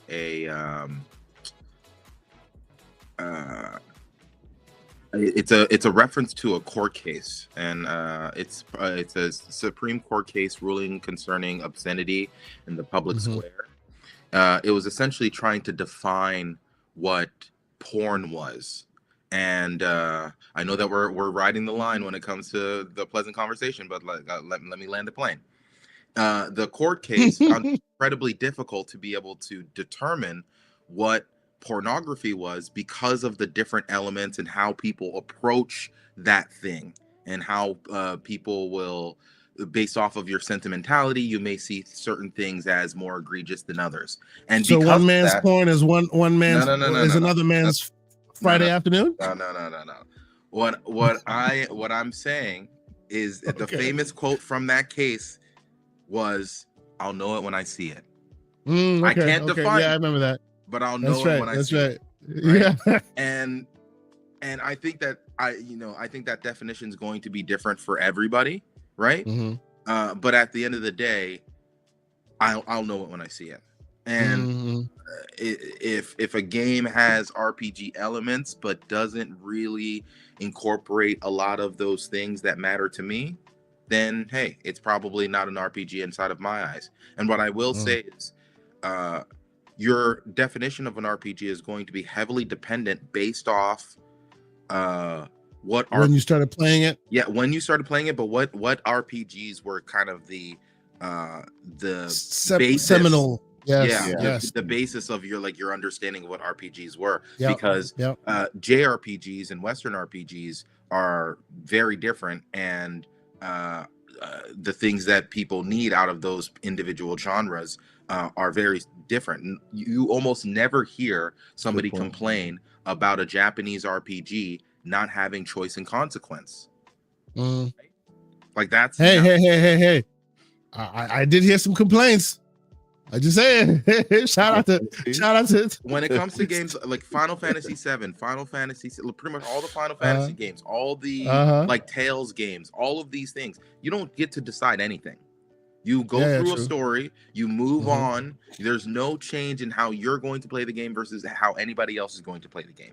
Like it doesn't matter whether I want to pick up flowers and slow down the game when I'm in districts. Okay. I get you. Right. But they have the team dynamics and they have the building, the world building, and the approach. Lord, they have some of the other stuff. But you do realize, Everborn, the way you keep acting, just like the dude who made what's his name, Pentiment. You're gonna make Squares like start hating on us because of the way you keep talking about. But like, stop it. I anyway, so be it. Requirement from the audience. I think the requirement from the audience is also very different because people aren't looking for choice and consequence when it comes to JRPGs, but I find that people are very specific about what they want from Western RPGs. There seems to be a lot of judgment on whether a Western product is an RPG or not, and I feel as if there isn't as much of that criticism Double standard on the JRPGs. No, I think the JRPGs have stayed true to their essence and the experiment, but not as much as here, right? On the Western side, it seems like the mixing pot is very much upon us, and the Eastern does not have the same kind of paradigm. Go ahead. Yeah, and you're right. I think the main difference is that the starting point for Western RPGs is a much more complex game style, right? Old school wise, right? Like I think my first one was like King's Quest. Right. Yeah. I mean, I think my first one was either like the Gold Blocks D&Ds, or which are actual Dungeons and Dragon roll dice games, right? It was super complex, right? Super. Very complex. They didn't start shallow and then get complex. They started complex. And actually, RPGs have gotten shallower over time to compensate to get more people in the door. Yes. Yeah. And even in that time, that game, you could get characters, not find all the characters in the world, build your character, and characters would die, and you would lose characters. So think RPG, but XCOM rules, right? Yep. Permadeath. Miss shots, permadeath, right? So these are complex types. And I think, my first Japanese RPG was like Ys 1 and 2, right? So like very different style RPG, right? It's still, it was more story driven action RPG style than this raw statistic based RPG strategy game, right? So they're very different starting points, and I think that's why as the years have gone on, those genres, it's easier for the Japanese to stay more true to their style of RPG because it doesn't have the additional complexity. Because they're building complexity, whereas the Western seem to be losing layers of complexity rather than building it. Mr. Everborn Saga, your opinion, sir. Go ahead. My first RPG was Phantasy Star on the Genesis. It wasn't Zelda? Which is actually wait, hold on a minute, because there's been much arguing about whether Zelda is an RPG or not. Yeah, I don't know. Yeah, it's kind of. I was under the impression for a long time that Zelda is an RPG, but I was told that it was not by many people, and many people are just talking about it was always an action adventure game, which I disagree with. But I was told I was wrong many a times by many different people. Yeah, I think I would define it closer to an action adventure game than an RPG. No, and what we're talking about is not the Zelda of today. We're talking about Zelda as was defined. Link to the Past. I thought we're not talking about Breath of the Wild, right? Because Breath of the Wild, sure, but like those other ones were very much RPGs, I thought. Right? Very, very RPG system heavy. It didn't lean so much on the discovery. It lent more on the, at least that's what I would think. But okay. See, okay. Already in the chat. I think there are certain things that kind of like play around between that line because as Everborn said, Phantasy Star, I think that is one of the most Western Japanese RPGs ever. It always interested me how different Phantasy Star felt in comparison to many other JRPGs, and how different it felt from even Western RPGs. It was its own unique thing. So your first experience was probably one of the most unique experiences that I could think of for it to be your first RPG. Well, I mean, that's Fuzzy Tomato in our chat of what was on the platform on the Sega Genesis. Fuzzy Tomato in our chat is telling us he's a youngin without telling us he's a youngin. His first RPG was Pokemon, like 98% of people. You sure about that, sir? I'm just saying. Pokemon, shout out to you. Pokemon, I think, was my second or third RPG. But yeah, I started with King's Quest. Yeah, when the original Pokemon came out, my son was like 7. So no. You see, it missed me. I was too old for that. Seriously. I was way too old for that. Yeah. Yeah, you know what I mean? I feel you. You know, shout out to the young to the young bloods in the room. It's all good. You know. But yes. But you know what was said earlier by Pixel was like there are certain elements, and you have to have like a majority of them to sort of be considered an RPG, right? So one is the world needs to react to you. One of my things is, and this is not always true of RPGs, but it will get you a half a point if you are creating your own character. But again, there are many RPGs that do not do this, and that doesn't make them any less of an RPG. But you'll get bonus points from Everborn if there's a character creator. I think a skill tree is more for an action game than an RPG. I think an RPG you're putting points into certain attributes versus like I'll give you more points as an RPG if you're just putting points into certain things versus here's a skill tree that you unlock. Skill tree to me says action adventure game with light RPG elements. Like you're kind of like a poser if you have a skill tree. But again, it is if you only have one ending, you're not an RPG to me, right? Like okay. There's canon ending. Yeah. So just to define it, and you guys tell me if you disagree. To me, the best representation of a modern RPG, like a modern hardcore, like fundamentally adhering to that core tenet of RPG, the most modern representation of it for me, Cyberpunk. Do you disagree? And not Baldur's Gate 3? And not Baldur's Gate 3. I would say Cyberpunk more. That's more my genre anyway. I'm more you know, probably not. Baldur's Gate okay. Baldur's Gate okay. I'll give you that as well. Closest to the original. Yeah, you know, if we're talking about OG style CRPGs kind of stuff. No, I get that. Well, I'll give you Baldur's Gate because they even their aesthetic is even more an evolution of that original D&D style. I get that. But I guess what I'm saying is those systems upon systems upon systems that matter to everything. I think Cyberpunk really like takes that original idea and evolves it, like even outside of the fantasy genre. You know what I mean? They do a great job of giving you character building in ways that it really impacts how you approach the game. Right? Multiple endings, all of that. Everything, multiple endings. Like they really do the most. Like they do all of those components very well. That's where I was going. It's very complex.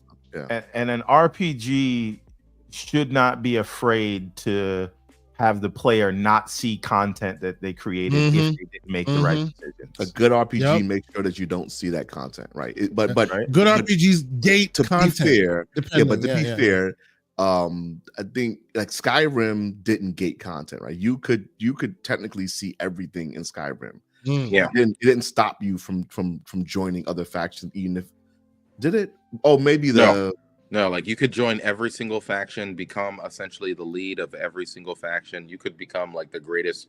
Yeah, so they made it more casual because Oblivion did gate stuff off, right? If you took certain paths in Oblivion, it would gate it off, which is why Oblivion's better game. But Skyrim's the more casual version. Skyrim's definitely the more casual game when it comes to it. It still has all the RPG elements, but it's nowhere near as deep, and that's why for people who have been fans of the Elder Scrolls series for a very long time, they complain the most about how the Elder Scrolls games are getting worse because if you're a huge fan of Morrowind, despite all the bugs and how broken that game is and everything else, the freedom of literally being able to like create your own magic inside of the game and like to meld things together. Literally, you could from inside of the game play around with the magic system, create your own spells, and then those spells would interact with the game code. And then via that you could rearrange the game code of the game by playing very particular spells like a piano. And changing the game fundamentally. The game was insane. So if you fell in love with that thing, and then you went to Oblivion, and it just had way less systems, and it didn't have the mixing of the magic and all of that, then you would be like, well, Oblivion is good, but it's nowhere near as good as Morrowind. Of course. Skyrim, and then when you go to Skyrim, then you're definitely gonna cry, because like I can't do anything in this in comparison. But I guess it still feeds into that narrative that we're building, which is RPGs started really complicated, and over its life cycle, at least Western RPGs did, yes. At least Western, yes. And over its life cycle, it's gotten more popular. But in order to get more popular, it's also lost a lot of its crazy systems and become a lot more four quadrant to get there, I think. But the thing is, the earlier RPGs, it's because they were mimicking D&D, right? Yeah. That's where all the complexity came from. Yeah. Yes. And that's why Western ones started complicated, because their barometer was D&D. Baldur's Gate so much, because it is a D&D game. Not just a name, right? It's very much D&D. Yeah, absolutely. So I think to me, not to like completely tie it to a story, but like where do you rank, like how much of an RPG is Elden Ring? See, I would consider Elden Ring very much an RPG, but again, we had this conversation about the Venn diagram of all the things that need to come together to make it an RPG, and then they don't need to have all of them. Like, I think Elden Ring obviously is missing some of those, but the ones that it does have, it has it in such strength, right? The progression systems and all of that, and your different builds and your different endings, it does have enough to still be very much considered an RPG, in my opinion. Yeah, but it isn't. But it's an action RPG, right? Well, it's an action RPG. Yes, it's leaning RPG. Yeah.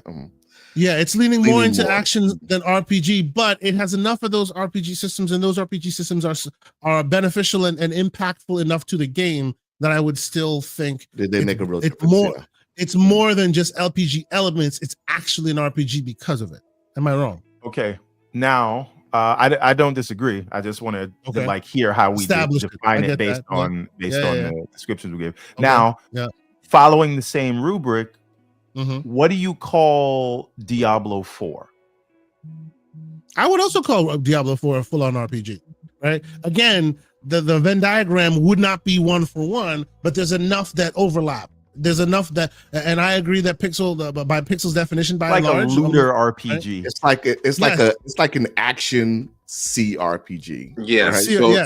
The official it's ARPG, right? Yes, I was about to say the official genre is called ARPG. Yeah. And it means action RPG, but not in the way that we currently mean it.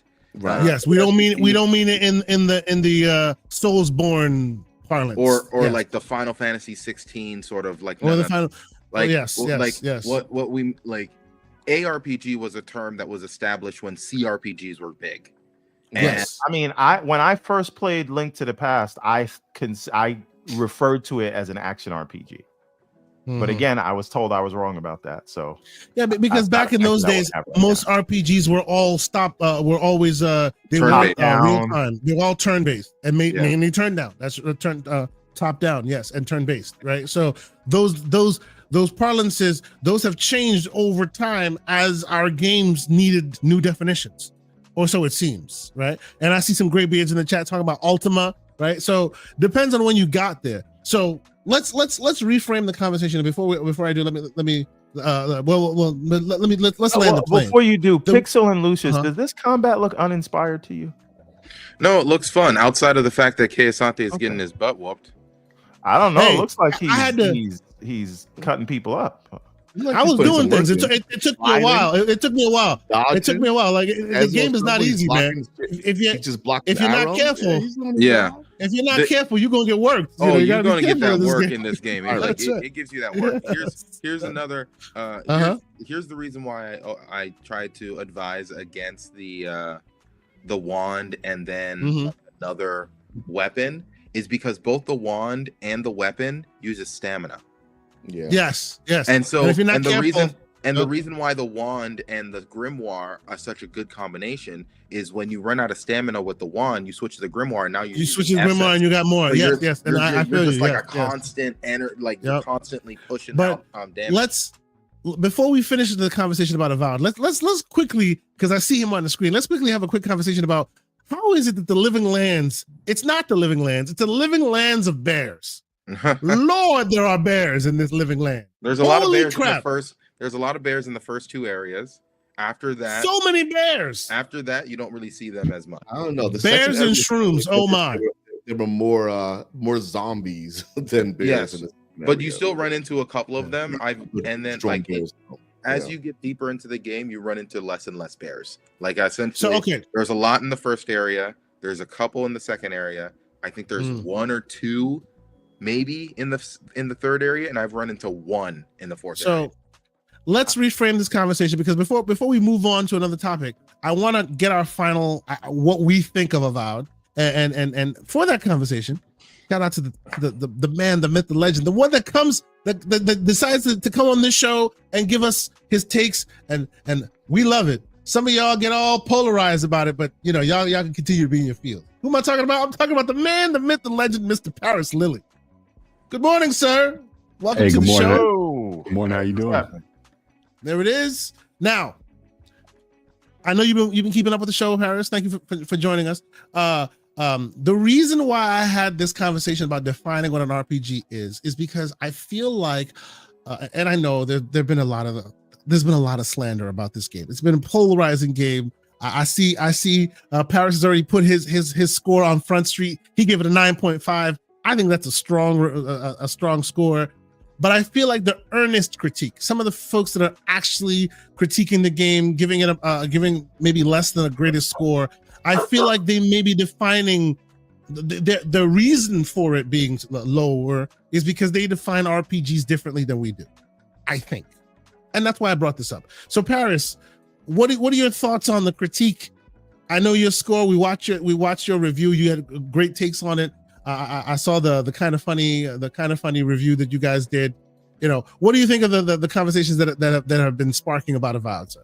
Well, I think it's probably a threefold thing when it comes to Avowed. Like I said in the review, I had a very aggressive score of 9.5, and that number came out in a vacuum because I had no idea what anybody thought of the game before I said that, right?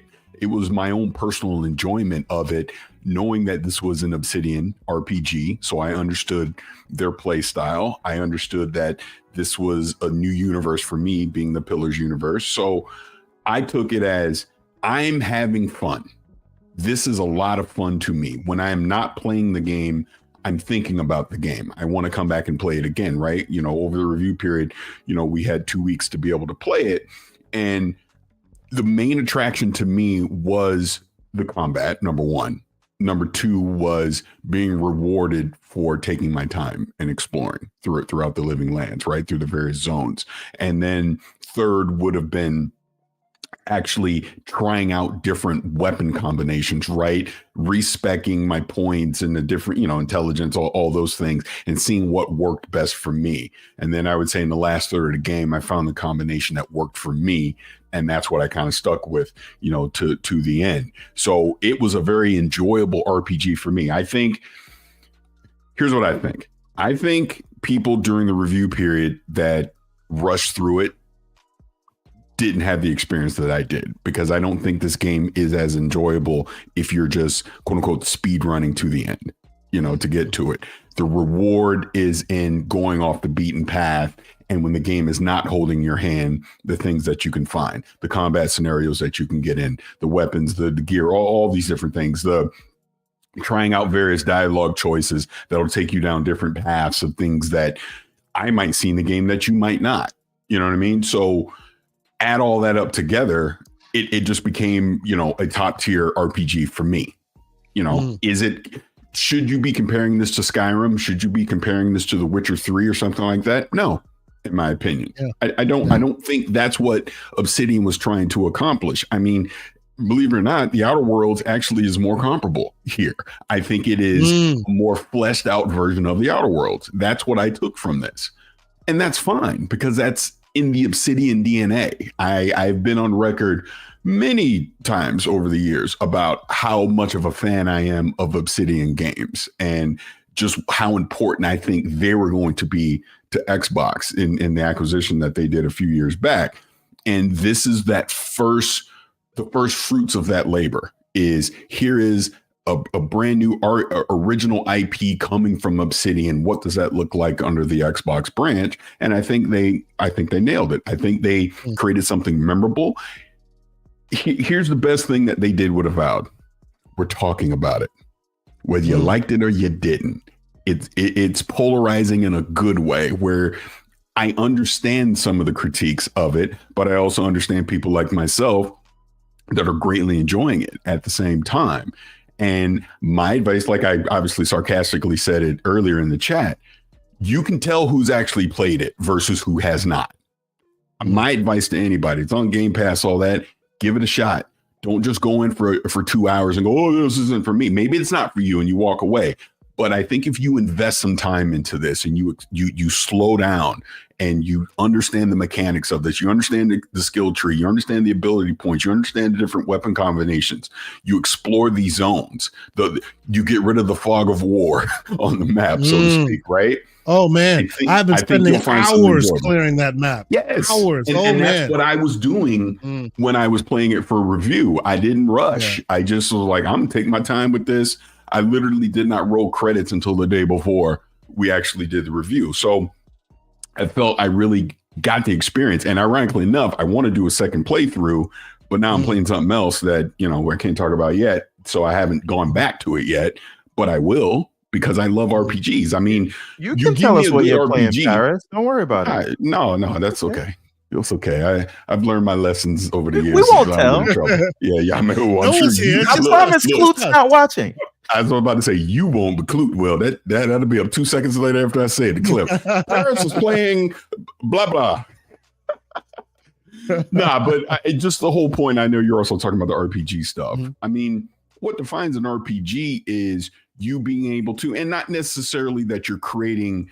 It's the creative character, but you're able to spec out a unique build of a character, and you're able to have various dialogue choices during the game. To me, that's what defines an RPG. I get, and I think someone said it earlier when I was watching before, that sure, you've had a lot of these action games that have adopted these skill trees and they have some dialogue choices, but for the most part, the story is linear. RPG has become pop, right? RPG is like hip hop, right? It's become pop. It incorporates everything now at this point, so it makes it difficult. I understand that. Yeah, it does. But no, I love the game, and I stand on my score because it's what I thought, and I think, and I've said this a million times, people put way too much stock in a number. They don't listen to what is being said, because I can tell who actually watched the review that I did and listened to the reasons why I like the game versus who just saw a number and I had a stupid video made of me earlier this week because Xbox sent me the mask. And he sold his The Rock. I sold my soul to The Rock for a mask to give it a score. When it's that mask looks really cool, by the way. That is really cool. It is, by the way. It's really nice. But the point on that is, it's like that's what I thought, and I'm not crazy because other people had similar scores, But again, someone that I respect. Someone that I truly respect, I consider my friend on some levels, like Skill Up. Skill Up did not like this game at all. And I respect Skill Up's opinions, and I heard what they were saying about it. And I go, I get it, but it's subjective at the same time. Because think about it. I didn't like Indiana Jones, and everybody was cooking me for that. Whereas I saw other opinions that loved it. Yeah, that's true. So I get it. It's what you get out of the game versus worrying about some number or score. If it speaks to you on some level, enjoy it. If it doesn't, it doesn't. And I think that's fine. Yeah. Okay, so let's do the Avowed wrap up. Let me get some super chats and some of these scores out. And I want everyone's reviews. I know, Paris, I see your review. I don't know how long we have, Paris. I would love your take on the next story as well. So let's wrap up this one. Yeah, I got a few minutes. We've been talking about Avowed. Excellent. So let me do some of the super chats first, because they're also Avowed related. Then I'll get the rest of the panel's scores, and then we'll move on to the next stuff here. We have Guess Who 107 with a $5 super chat. Thank you, Guess Who. He says 100% 100% indie right now before jumping into Avowed. Love, absolutely loving it. F the haters. I think I agree with that one. Shout out to you and your great game choices. I actually am doing it backwards. I'm almost going to finish Avowed, and then I'm going to do indie because I let indie jump the backlog. I have to jump back on top of it. So that's what I'm going to do there. Sith Lord, $2 super chat, the great Sith Lord. He says, blown away by Avowed. Obsidian didn't disappoint. I wholeheartedly agree on that one as well. Again, we've been having conversations about some of the righteous criticism that people have been having and whether we agree or disagree. But I think by and large, this game was very much right on the money.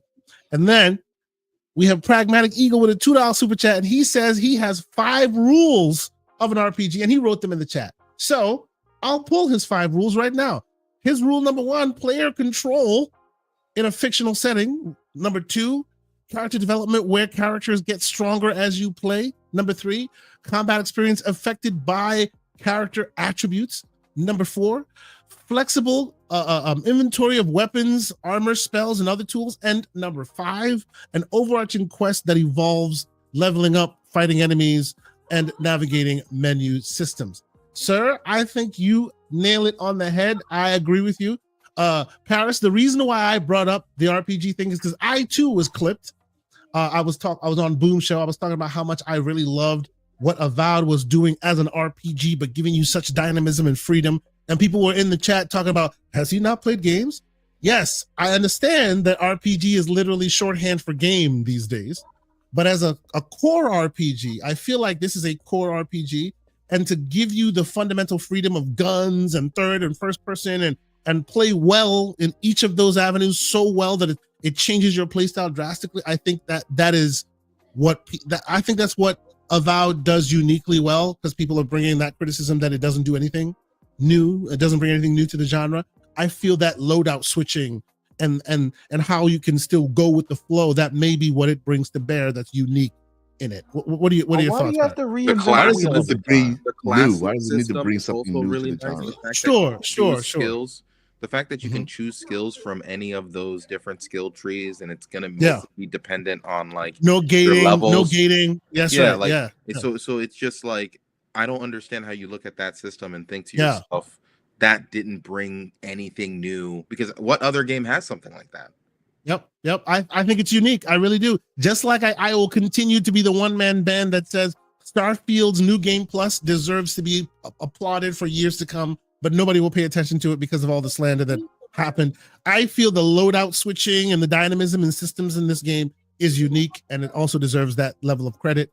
But yes, I think that is the deal. Lucius, you were chatting, so let's get your review. Where do you fall? And I'll ask the chat as well, because I put that poll up for some time. I'll close it up after this question.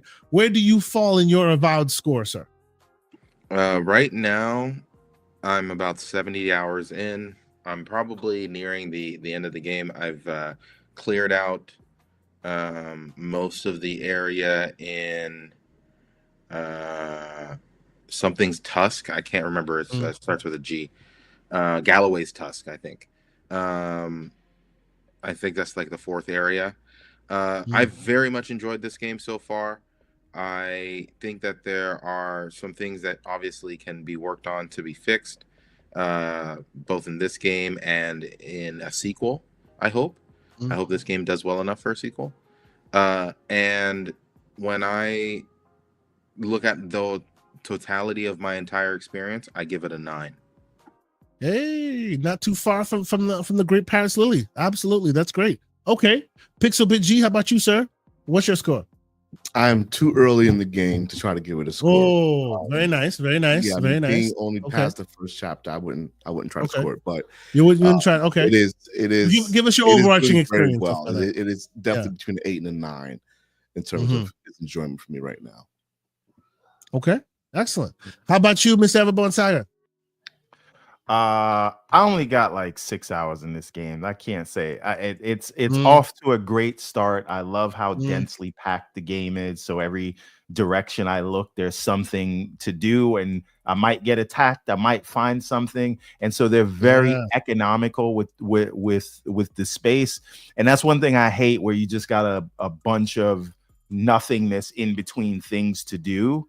I always look in a direction and I'm having fun. So like, to me, if we're just judging by the opening of the game, the first few hours, I think I'm on like level 6, or 5 or 6 I'm on. I'm having a lot of fun. I'm gonna go 8 to 8.5, but again, this is just early impressions.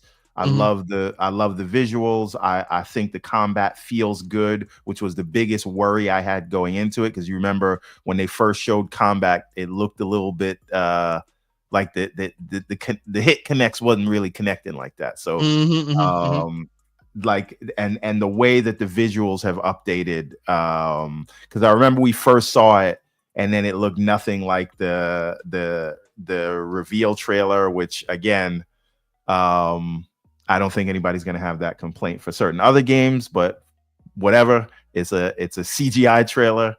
But now, as we've seen the game, in the lead up to it, every time I saw it, it looked better and better. And now it feels better than I thought it would. So I'm very happy about that. My score could go up.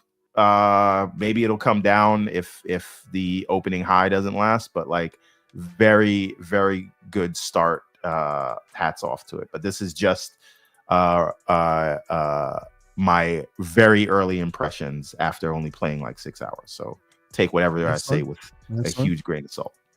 Yeah, I too obviously am very high on this game. You guys have been seeing me talk about it. I don't tend to post on social as much as I used to because of reasons. But every once in a while, when a good game comes out, I'll post about it. When I first started playing it, I posted about how I thought the game was stunning. Like, I got thousands of responses, and I think people agree. Even Xbox and a few other people also responded. Very, very cool. You see my squabbler in on the screen. If you know, my squabbler is doing real big things. But yes, he's real good. But yes. But no, I love the game. I think it's fun. I too I'm at, like, right now, I'm a day and a half into the game. I think about a day and a half into the game. I'm in the second area. I too have that crazy bug that I cannot stand any part of the map to have a fog of war. So I spent so much needless time on the first map, just like clearing every part of it so you could see the entire thing, only to then go to the second area and then see that it's even bigger than the first area. I'm like, oh Lord, I got to do this again. And there are 4 areas. So yes, I love this game. It's a great game. It's super fun. I'd say right now I'm at a 8.5 towards 9. I want to see how the story ends and how they connect everything. But I'm really enjoying my time with it. I don't think I'll be finishing, like, no-lifing this game. I'll be playing it slowly for as long as it takes to get it to the end. I don't think I'll be doing that. But yeah, I'm really digging this game. So there's my score. In the chat, I put a poll up. I've had about 77 votes right now. So I'm about to hit that end of that poll. If you want to be part of it, go ahead and hit your parts into it as well. But as of right now, with 77 people having voted, I'm looking now. We got 54% of the voters saying A.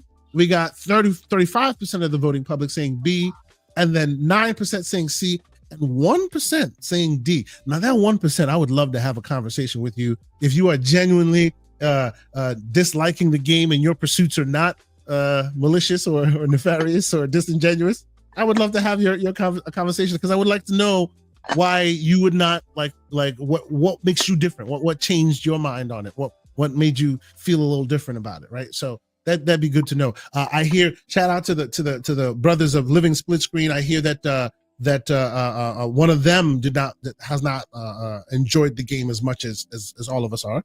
Interesting conversation. Interesting to see what those perspectives are. Shout out to the great Boomstick Excel, Double Barrel Gaming. He says he rolled credits at 2 a.m. in the morning after 100+ hours, and he's still at a 9.5 out of 10. Very nice, sir. Appreciate you, sir. Thank you for being here. Always great to have the great Boom here with us. But okay, I think while the months and weeks and months move on, we will continue to talk about Avowed. But I want to switch gears, and I want to talk, because we have the brain trust here, right? Good thinkers, learned individuals. And this week, this will be our big story before we get out of here. This week we had a a big barnstorm announcement. It's been kind of, Microsoft and AI, gaming and AI, tech and AI has literally been something we've been talking about for many years now at this point. So with them, Microsoft that is, announcing Muse, their AI model, their WAM model, which is, what is it? It's a model that's supposed to not only generate game images, but also generate human actions. So not only does it show you game footage, it also gives you the ability to control said game footage. And let me put that on the screen right now, and we can have a quick chat about it. Paris, I want you to get the first bite at this apple. I'm sure you may or may not. No need to spill any teas. I know that they tend to show some of the creators in the community some things. Maybe you've seen some of this stuff that we have, or you're seeing it like we are. What are your thoughts on this stuff right off the top? Yeah, they did brief me on this ahead of time, so I knew it was coming. And if you've noticed, not said anything, because I knew this would be extremely controversial when I saw it. We even had a Q&A in our session where we asked some of these questions, and even at Summer Game Fest last year, I got a demo of some of the stuff that they're looking to do with AI. And my stance back then was, and still is, I understand the benefits of AI and how this can help improve gaming and game development, things of that nature. But again, I'm a security guy. My number one issue is always going to be security with this stuff. My second one is people. Is you can talk about how we're not going to replace people with AI. It's inevitable that you will, though. Just is. It just is. This is corporate America. It's capitalism. It's how do we make the most revenue? How do we cut costs? You cut costs if you have AI that can do the job of 5 people with just using AI. Again, as an example, it's inevitable that this happens. And real quick, let's understand and level set with the audience exactly what it is we are talking about. Shout out to 280 people on the various platforms watching. Level set exactly what we're talking about here. This is exactly like your GPTs. It's exactly like all the other things that you've seen in our AI world now, which is through prompt, right? You can generate seemingly magic, right, out of nothing, game elements, and you can play for a short amount of time. Not only can you do it through prompts, they're also talking about being able to present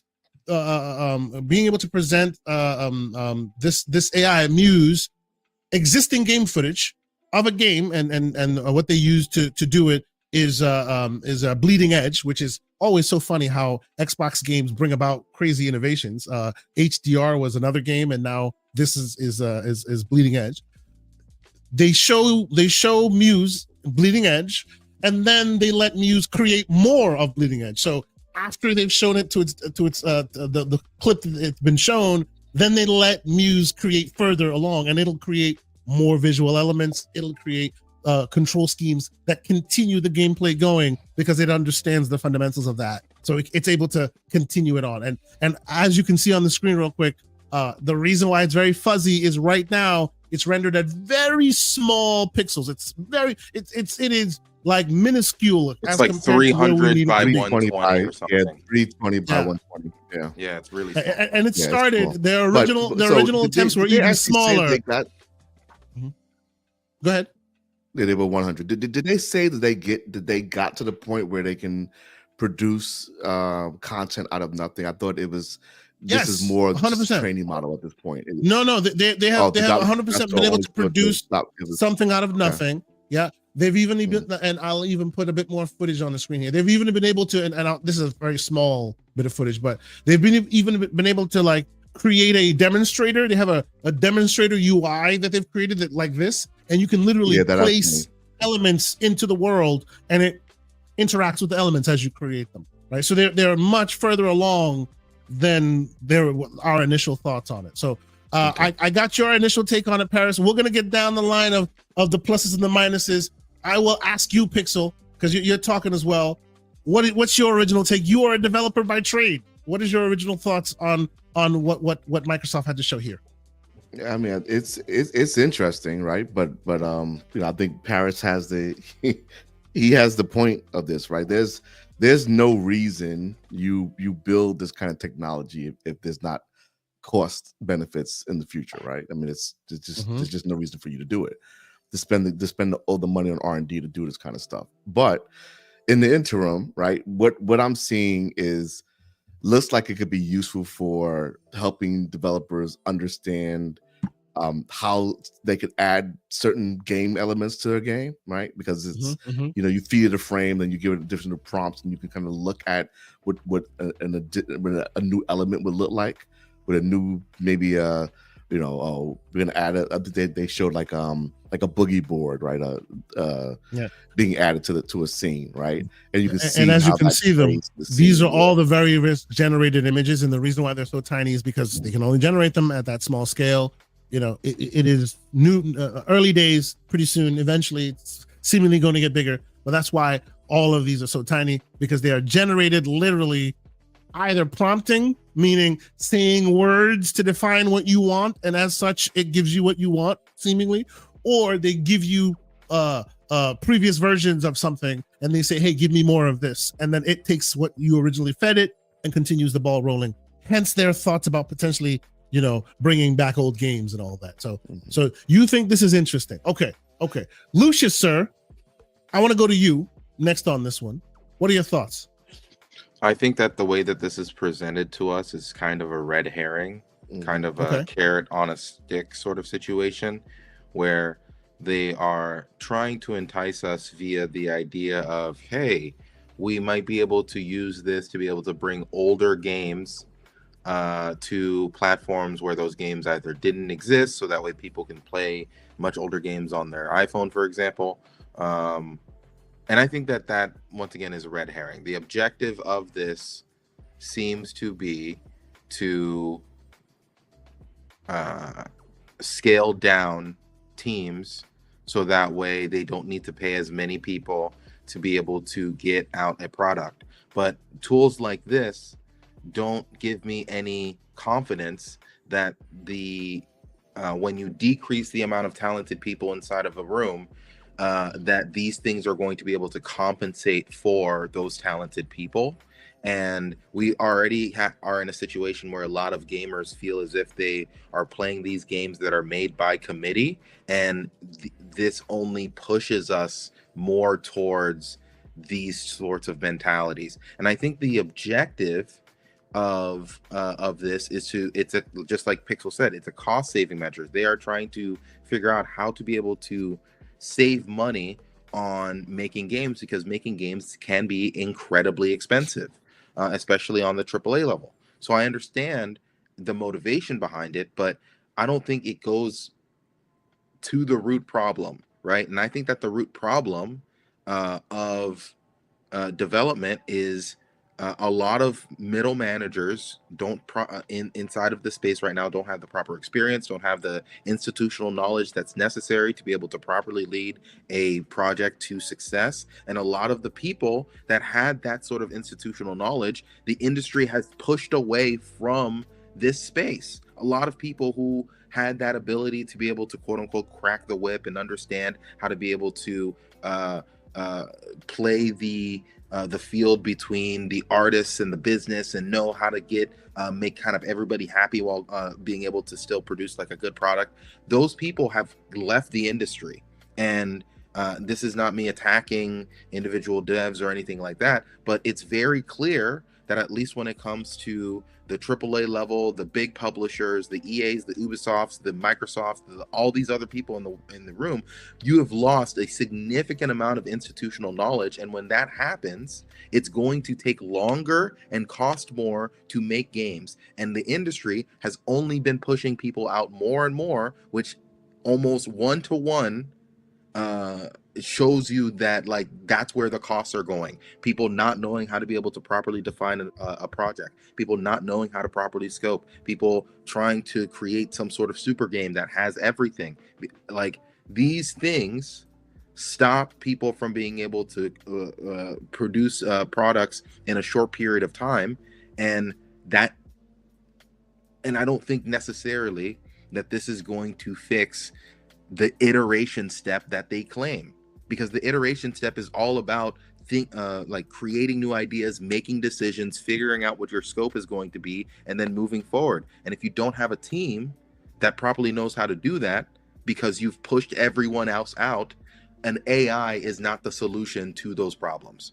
And Microsoft and a lot of these other companies who are pushing for this are going to incorporate. There's nothing that I can say that's going to stop them, right? So they're going to incorporate these AIs. They're going to try to downsize their teams, and then those teams aren't going to have the subject matter experts necessary to be able to get past a solution in a short period of time. And now you're spending time trying to figure out one thing, when if you would have already hired that person, you wouldn't have to go towards and hunt 15 different contractors to figure out who has the knowledge about this. So that's all I'll rant about. I think that it is a solution looking for a problem, and it is not actually addressing the root problem of that we're seeing inside of the industry that's making games $300-400 million. So okay, Everborn, I know you are chomping at the bit to jump in here. I know you have good thoughts, and I want to hear your thoughts on it as well, because I want like a well-versed opinion set here on this. My first thing on this that I scratched my head was, in gaming right now, every time you look at a game, you're looking at what the developer wants you to see, and behind the game is the code that makes it work and makes it run. This is seemingly magic with nothing behind it. How does that work in the world we go to, right? So in a world where, and this is just my technical mind working, right? So we build a game for like a device like this, right? You build a game for a device like this, or a Switch or an iPad or whatever. Each device you build for, there are hardware requirements that you must meet as the game in order for it to facilitate playing said game on the screen. You see what you see as the consumer, and you never have to see behind it. But there's always things behind it, the development process behind it, that then allows that game to use the hardware as optimally as possible to show you what it wants to show you. In this instance, it's like very dubious. It's like there's nothing behind the curtain. It's the visuals and that's it. There's no technical mumbo jumbo behind the scenes making it happen, right? If there's you can code, move, then there's still code. If there's still code, right? But they have not shared that. Yeah, I mean, they're not sharing they're not sharing how, right? The how. Right? And that part is the most interesting part to me. Like, are you telling it to generate the code that then eventually becomes the game? Or are you telling it to give you more of the game? They're saying, give me more of the game, and it's giving you more of the game. So then where's the code going? Can you see behind the scenes and see the code being generated in real time to facilitate that? Probably not. You can just see the game. So what's behind it? All of these companies have been ruthlessly stealing information to be able to build their AI models. Every single company is kind of guilty of that in some capacity or the other. Some have been able to shield themselves by buying models from other people. But at the end of the day, that's still stolen information, stolen IP, X, Y, and Z. So I would imagine that if you were to get a chance to be able to look at the back end, there's a lot of stuff that might be built by other people on GameStack that is being incorporated into this model. And so what you're saying, the fact that you work in GameStack probably gives Microsoft access to either your code base or something like that. So here's the thing. From the reading I've done, right? They say all they did was share with you, the public, and by the way, shout out to the great Parasol, he had to drop. Thank you so much for giving us your take, sir. They said all they did, and this is why they brought, and the gentleman on the screen being apt, this is why they brought Dom Matthews from Ninja Theory on board. They worked with the researchers in Cambridge, and at the time, Bleeding Edge was the game of choice, and this researcher asked with consent, and I actually remember this time because I remember when you loaded the game and it asked you if they were allowed to use it for this purpose, and you had to say yes or no. And I'm only going based on what they've said, right? Based on all of the announcements they're presenting. They only fed this, they only trained this model on visual data by our playing and input data playing and the visual output at the same time. That's all it knows. It doesn't know code at all, like nothing. All it knows is the visual representation of the game being played and the input buttons being pressed by us at the same time while those visuals are happening. And that's all that Microsoft fed it, because all that data came from information that came from us while playing only Bleeding Edge. And in so doing, they've been able to extrapolate that to make it do that with other genres and other games. It needed the fundamentals of Bleeding Edge to understand what a game was and what a game does and how to make one itself, right? So again, I hear you, Lucius, and it'll be an interesting conversation, and as this matures, we want to see the back end. But what I really want to know from my technical brain aspect right now, today, what you see as a game is a lot of code and technical work that manifests itself as visual elements, right? Like the visual elements are, and I'll let you go, I promise. The visual elements are a byproduct of the technical work that happens in the code, right? What they've shown this AI is just the visual elements. And in so doing, it's just reproducing more of the visual elements. I don't think there's any technical code behind it. It's just literally generating more of the visual without any of the homework. If that's the case, right? Then if you can control the model, right, as it's running, when you move, that's my question. I know. Then it would only be generating another frame. So yes, and here's the thing, and as you say that, right, thinking about this, if NVIDIA can cheat, how many frames are they cheating in the new model? 16 out of 20 frames. Yep. Cheating, right? There's no code. They're cheating the frame.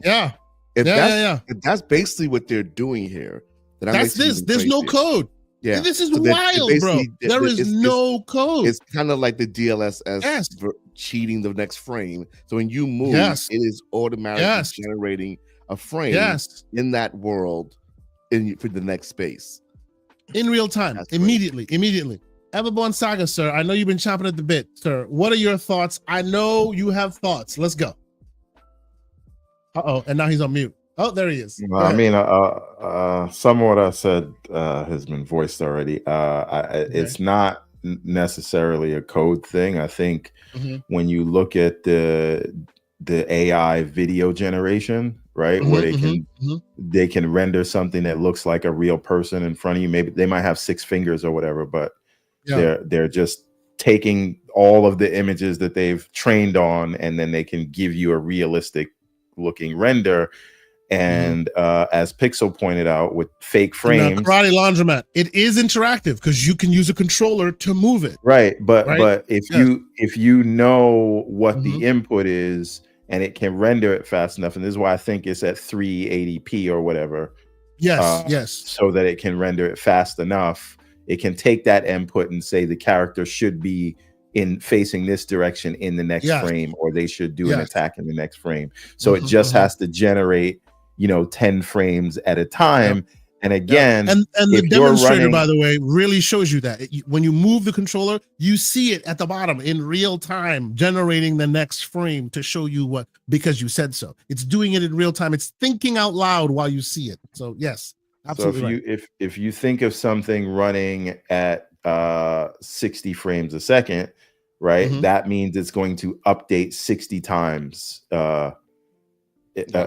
every second, right? So 1/10 of a second, right, is all it does at a time, and it'll take that input so it knows what the next 10 frames need to be. Right. And the graphics cards that they use to do this, I was trying to find it. I saw it in the article, maybe it's in the other one. The graphics cards they use to do this, let's just say you are not going to buy one. and they started with it was a 5090 graphics cards. And then they went up from there. Right? Is this the ones that they made? Is this the one that they? Yeah.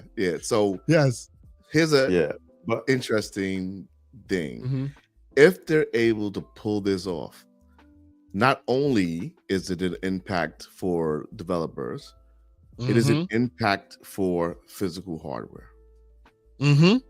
This is what I want to know. That's why I'm running the brain trust. Because I've been thinking about that. Like, that this means this is a direct hit against physical hardware, because there's no way you run this locally. Yes. But it doesn't generate anything. It doesn't render anything. It doesn't use GPU capabilities to do anything. It just gives you the image that you asked for generated, and you're controlling it. It could give you no, but the provided GPU is Uh-huh. giving you that image though, right? Like the On so their end. whatever they're gonna process On it their on end. Whatever Yes. AI Yes. generates. Yeah. on their end. Yes. Yes.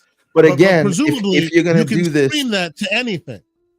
if you're gonna do this in the cloud or whatever, how expensive does it become, and how long before this is cost effective to do, to where you can kind of generate these things for like they're talking about 3 billion gamers or whatever, and we know getting to them is like basically going to be through the cloud at some point when internet infrastructure is up. So how long before this can generate? Because here's a big issue with AI as it exists today. It is the consistency in it, right? Every time you ask it to do something, it is gonna think at that moment and generate based on all the training it's done. It's gonna do its inference in the moment it is asked that. To make a cohesive thing, I don't know. I think you'd need like a generational leap in AI, and I just don't think that is something that is happening in the Honestly, near sir, future. this is why I wanted you to do a little bit of a download before we had this conversation. The pitfalls you're describing are exactly the first things they call out. Consistency. It's part of that. It's literally part of their book. No, but they said it. No, I didn't even have they've solved it. Consistency. They've said they've solved it. Yes. Sustainability, right? That's the three that they had. Yeah. They've literally, like, you've identified the pitfalls correctly. But I guess the reason why this is worthy of a conversation is they called it out as things they've solved with this. They've solved the consistency issue and persistency in generative AI. Yes. If you so I reviewed that document yesterday, and they show you how it improved its consistency over the model, starting with the first iteration of 10,000 feeding it 10,000 lessons, and then moving to 100,000, and then to the state that it is today. And you see the world actually becoming more cohesive in each of the frames, right? This is what they showed, like, because like that when you currently do like Grok or whatever, right? If you say, give me Everborn Saga waving his hand, right? You get Everborn with 6 fingers, that thing, right? And their thing, they show like the world, like I think it was like a tree in the way of the motion, and it got all blurred out and crazy. But by the last time they did it, the world state was exactly persistent, like you would expect from a video game, and he was just moving through it, and it wasn't like there was nothing odd looking about it when it got to the third one. So yeah, I guess they have, but yeah, he's right. They do call it. They're getting there. One of the other questions I have is if we're talking about game preservation, and I do want to get to my sort of diatribe on tools that I know you want to get there. Let's go. Let's go. Using in a minute, but yeah, go ahead. But if we're talking about game preservation to use this, how is this thing, like, let's say I want to go and play Phantasy Star 2, right? How is this, based on what they've explained, going to generate that game on another platform and still have all the dialogue trees and all the other things? Let me tell you, they basically say, and this is a future look, right, based on what you read, from it's start, not available right end. now, and to end. Yes, they say all they have to do is share with the generative AI, share with Muse a full video of the game, and it'll create a full video with that video of the game. It will create that game and use the inputs based on what it knows about game parlance, and that's the protagonist, and this is how they move. A full, you want it to, in the year 5000, you wanted to play Sonic 1 like you remember it, show it a full video of Sonic 1, it'll create Sonic 1 for you to play. But see, my issue is that what it sounds like, it's going to try to create it the way I remember it, not the actual game. Right? No, it'll literally show you how it's the garbage in, garbage out scenario where you have to show them a full fidelity video of this game running. right? All aspects of it. Oh, it does this, it does that. Here are the movements. Here's how. These are the game mechanics. These are the story. You have to show, right? And if how does it if I'm trying to convince? How does it know all the dialogue options and all the different things that the game Seemingly, you'd have to potentially show. do? Seemingly, you'd have to show them a video of all the various variations of what the game could do, right? If it's a game that has 15 endings, you got to show them a full video of all the 15 endings, and then they'll create one with it. And right? and how will it know what you need to do to unlock those things? Because that's some code that's in the background that says it's this and that. If this doesn't have that, thing, right? This is the crazy magic of it. Like again, I'm not saying it can't do it. This is not today. They're saying this is what they're working towards. Right. They're working towards a world where they can take an old, like, doesn't exist IP, no code available, it's gone from the world. They feed this thing a video, a full video of what it was, and it recreates it fully. See, but to me, that's still an approximation of the game and not the actual game. And my concern is you're gonna get a generative AI game that looks and maybe feels like the game, but it is not the game itself, right?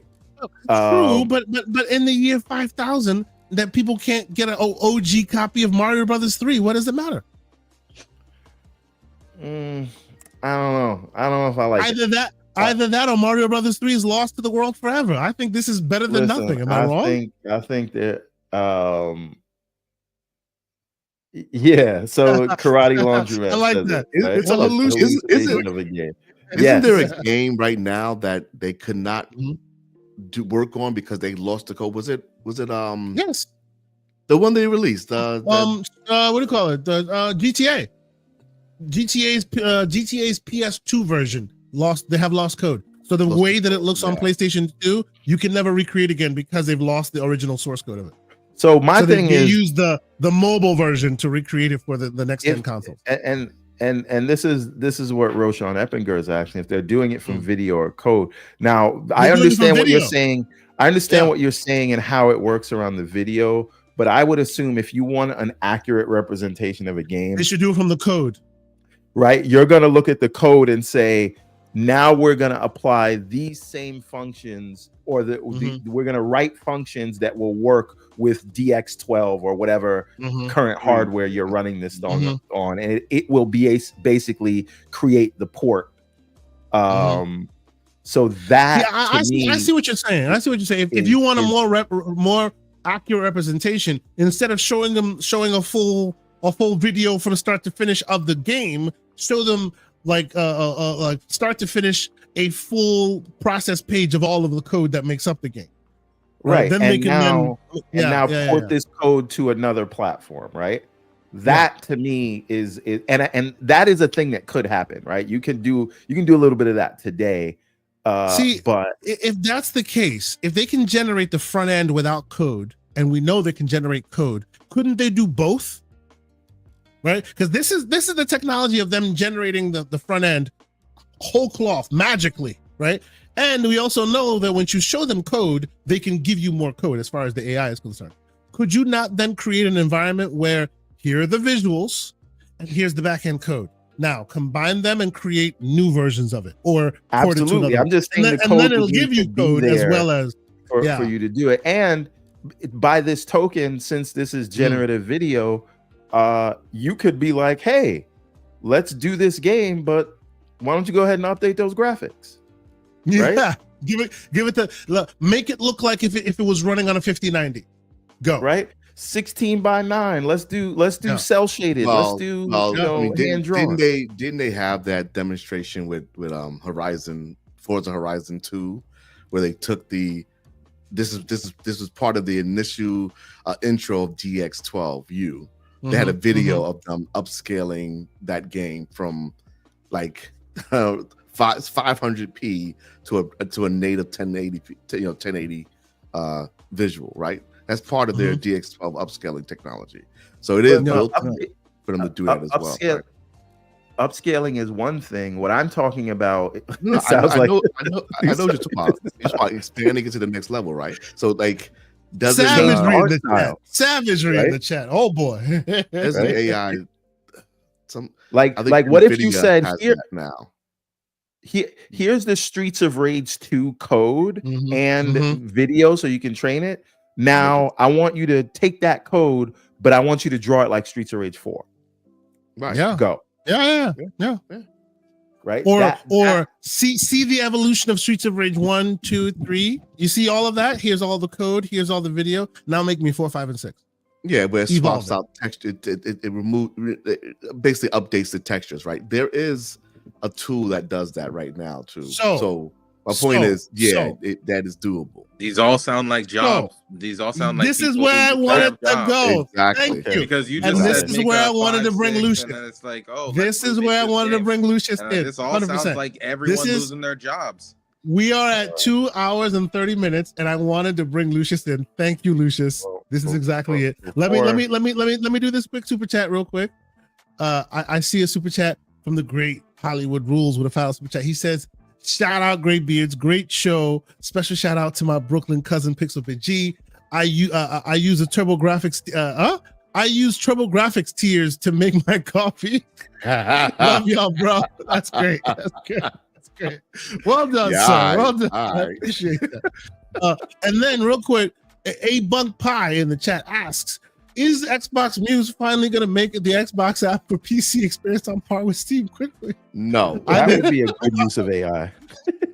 right? That would make sense. Everborn Saga likes that question. I think Everborn Saga likes that question. But let's transition our final 15-20 minutes to what Lucius was bringing up here, which is all of this cool, interesting tech is leading down the path of no return, which is game makers.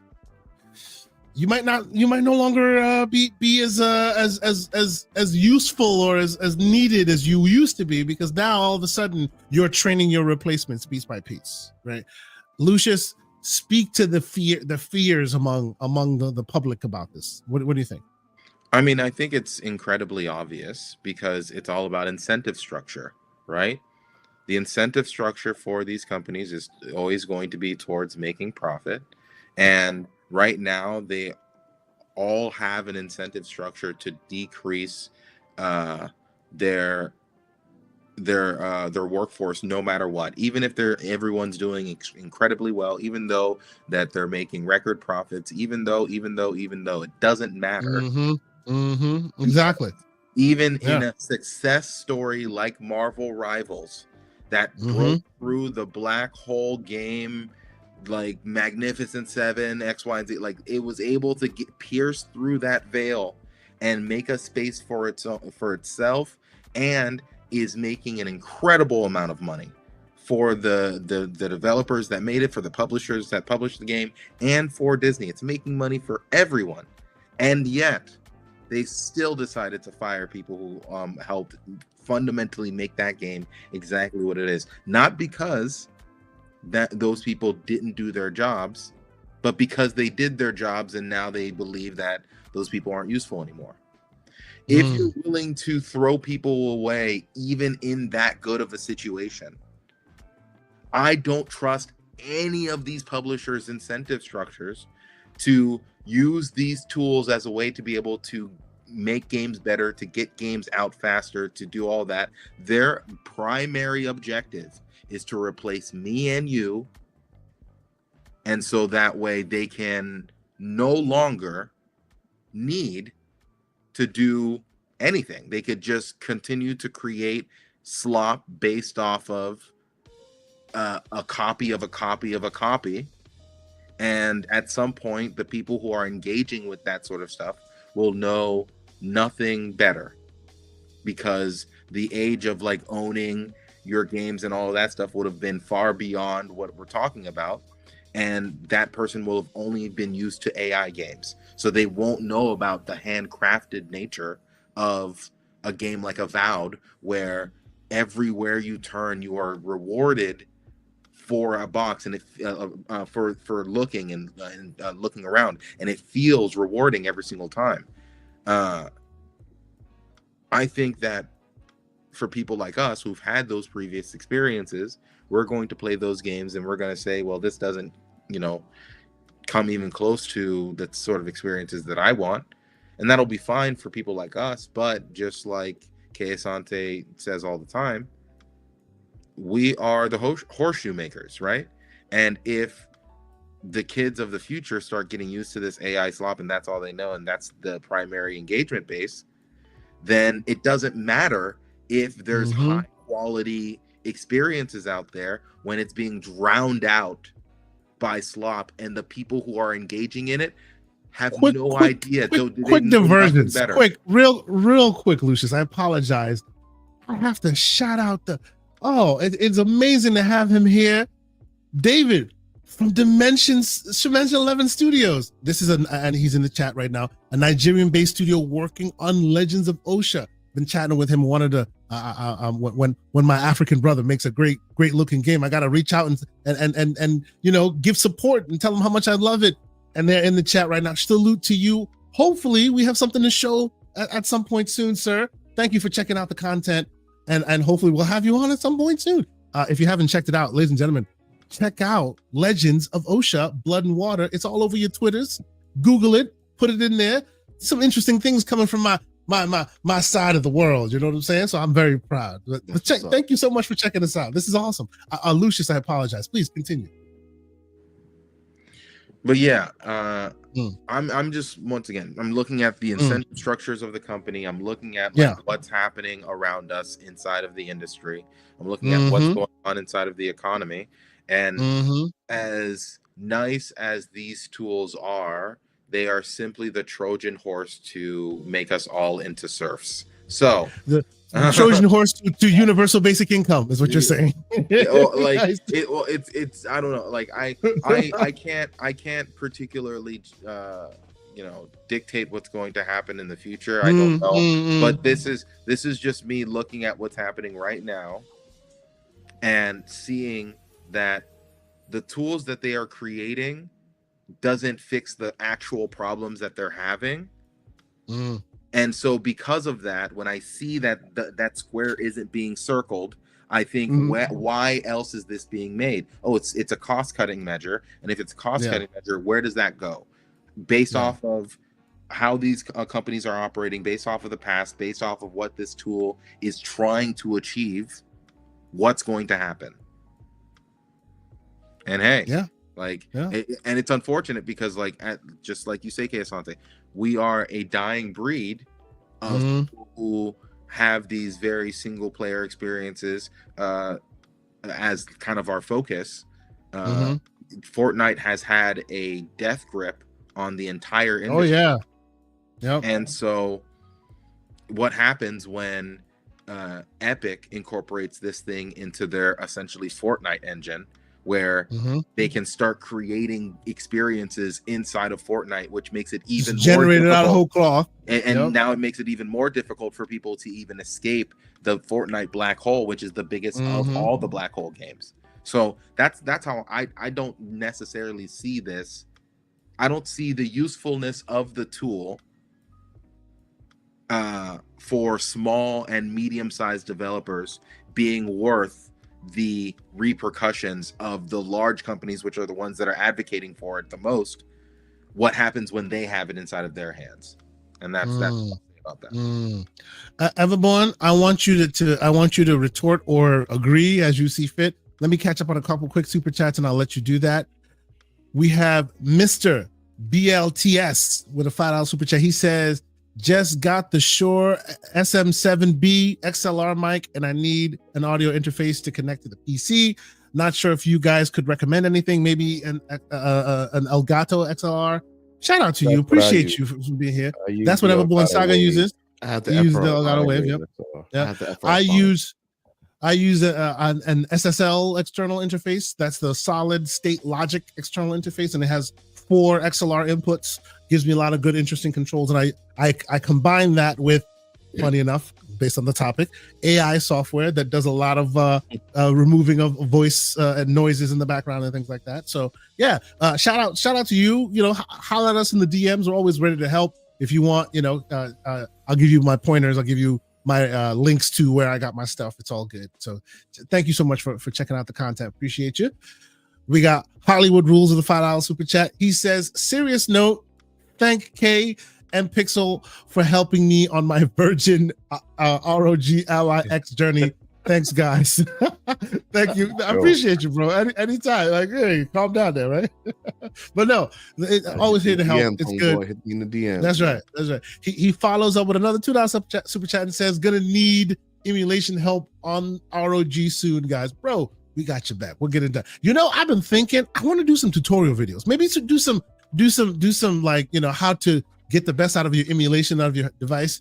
And then, of course, I think about it, and then I think twice because you got to join the Discord. Nintendo ninjas, man. The Nintendo joining ninjas. the Discord is always going to be the best way. You know what I'm saying? Join the Hollywood. That's right. That's right. Yeah, check out our Discord. We talk about all that stuff. We have different channels for all that stuff. Always great to help the community. We appreciate you. And Mr. BLTS also follows up with a $5 super chat. He says he agrees with Lucius.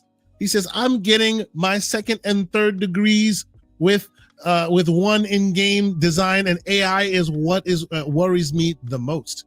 Absolutely, right? In a world where you're inspired, you know, you want to be a gamer, you want to be a game developer, you want to be whatever industry you want to be, like you're so inspired to jump into.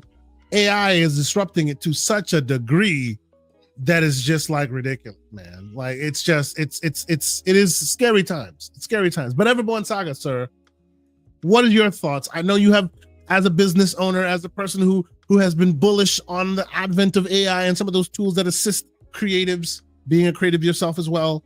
What are your thoughts? So here's the thing. My main point of contention or disagreement is when we say we don't think the boon to smaller independent creators is worth whatever will happen to the big mega corporos, because at the end of the day what we're saying is we'd rather them keep more people employed in effectively indentured servitude to people who they're just paying salaries while the company keeps all the profits of their work. I am more on the side of any tool that allows a smaller independent team to do more, punch above their weight, and create things that otherwise would have taken many millions of dollars and buy-in from certain gatekeepers in the industry. I'm in favor of saying that that is a good thing. And I would also say that if this leads to the big mega publishers that we know publishing slop, then they will fall by the wayside and they will deserve it. And what we will see happen is what we see today, because as we speak right now, it is the year of our Lord 2025, and we are on February 22nd. There have been over 2,000 games released on Steam, right? Many of those are probably not good, right?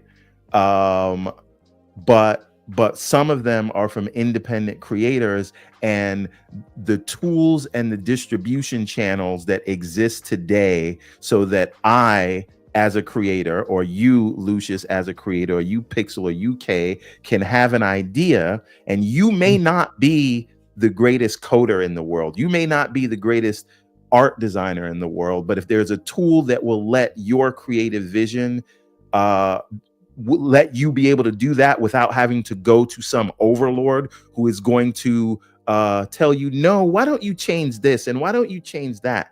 If you bring costs down, you will see more creativity. And the reason we don't get the creativity today is because things cost so much. And when there's that much money on the line, people have to file down the edges of things, and they're less likely to try new and risky things. Because the thing is, when you try something new, it may fail.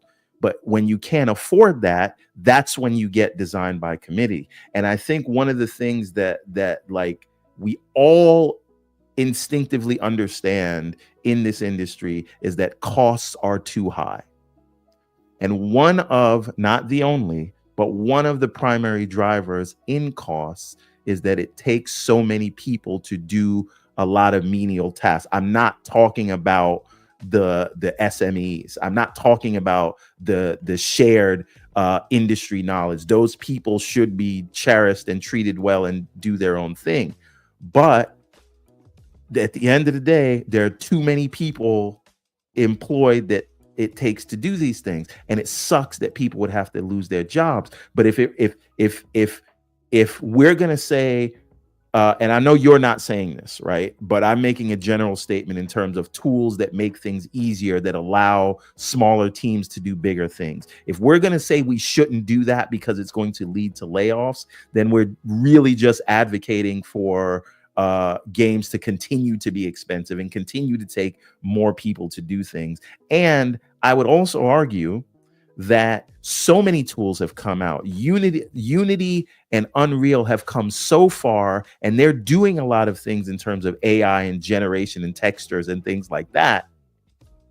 And they've made it easier for smaller teams to do bigger things. And that has not really led to them hiring less people. They've in fact overhired. And that is part of the reason where we're seeing a lot of these layoffs. And so to me, I really have no I have no concern for whether $1 billion publisher or a multi-million-dollar publisher, if they want to make AI slop, then you know who will come to create experience that people actually want to play? The humans, the individuals who maybe got laid off as a result of this, can now start their own team because there's tools out there that allow them to do these things. So maybe they are a level designer, but they don't know how to code, and so they use a tool that will help them with that. Or maybe they know how to code, but they can't draw to save their life, like me. And if there's a tool that can help with that, then I'm all for it. But I believe that this sort of parallel economy of independent developers will pick up the slack and make the things. And if tools allow them to make things that are what we would consider AAA today, maybe tomorrow that takes a very small team of 15 people, right? Look at Lost Soul Aside. I'm not saying that's a AAA game, but that started with one developer, and then Sony picked it up and helped them with a lot of things, right? Listen to me, Kelso's statement here. That's an interesting future he's talking. He's right. A very interesting picture he's painting. Brian Kelso in the chat says, making a video game will be like having a YouTube channel in the near future. Right, but that doesn't mean you're going to be Marquise Brownlee or Mr. Beast. No, right? True. So True, absolutely not. And this is one. I'll say this because I know I'm on a little bit of a rant. The thing about AI generated gaming or whatever, making a game does not, I don't care how much money you spent on it. I don't care the fact that it actually controls like a game and you can press start and move a joystick and a character moves around. If it is not fun, people will not play it. See Concord. Sure. Right? Sure. Or Redfall. You pick your poison. Well, right? I So guess nothing is going to guarantee fundamentally that you have though, to play a game. Fundamentally, I think the fear that people are expressing is when there is excitement and there is a vision behind making this be as good as human intervention, right? The fear is the more money you put into it, the more attention you're putting into it, better it's getting, and they're afraid of the future, not today. Right? Everybody, and I hear you. Everybody always says today, "Hey, man, there's just no way that this thing will replace humans because look at what it does today, and it's trash here and it's trash there, and it requires a deft hand to make it use. It's a tool like anybody else." And I agree with you on that, right? I feel like this is a very nuanced conversation because there is no one right way, right? By and large, I tend to be the technologist in the room wherever I go, but I'm among a lot of technologists today, right? So you guys feel the way I do in that we love technology. We want to move the ball forward. But I do also understand, I do want to spend, even if it's a moment of time, and pause and recognize that, yes, we are moving the ball forward, but in so doing, you will displace a lot of people in so doing. And history shows that this happens time and time and time again as technology moves forward. I will talk to you about when the car showed up and everybody was using horse and buggy. It is what it is, right? Not everybody else became a mechanic. But to your point, Asante, the era of the horse was hundreds of years. The Yes. era of gas cars was about Mhm. 80 years. Yes, almost 100 years about, yeah. But now, Mhm. if we're talking about how these technologies, how quickly things are moving, since the .com era, things have moved so quickly. It's about and 40 have years, iterated 30, so 40 much years. Yeah, yeah. that AI is only going to hyper accelerate that. So real human beings are not going to be able to keep up. You're not going to have a situation where you, all right, well, I got to learn how to code now and jump into a new industry. No. You're not going to have time for that. By the time that you learn the basics of whatever the hell you're trying to do, AI would have already already knows gotten it. Yes, it already. yes. The And they've moment already you write replaced the your job. document, and you feed it into this knowledge base, it has it. Just like the Matrix, if you learn, you press a button, I have it now, and now you're moving forward. So if you can't learn like they can learn, you're screwed. And that's the problem. It's not about technology is scary, because we're all technologists inside of this room.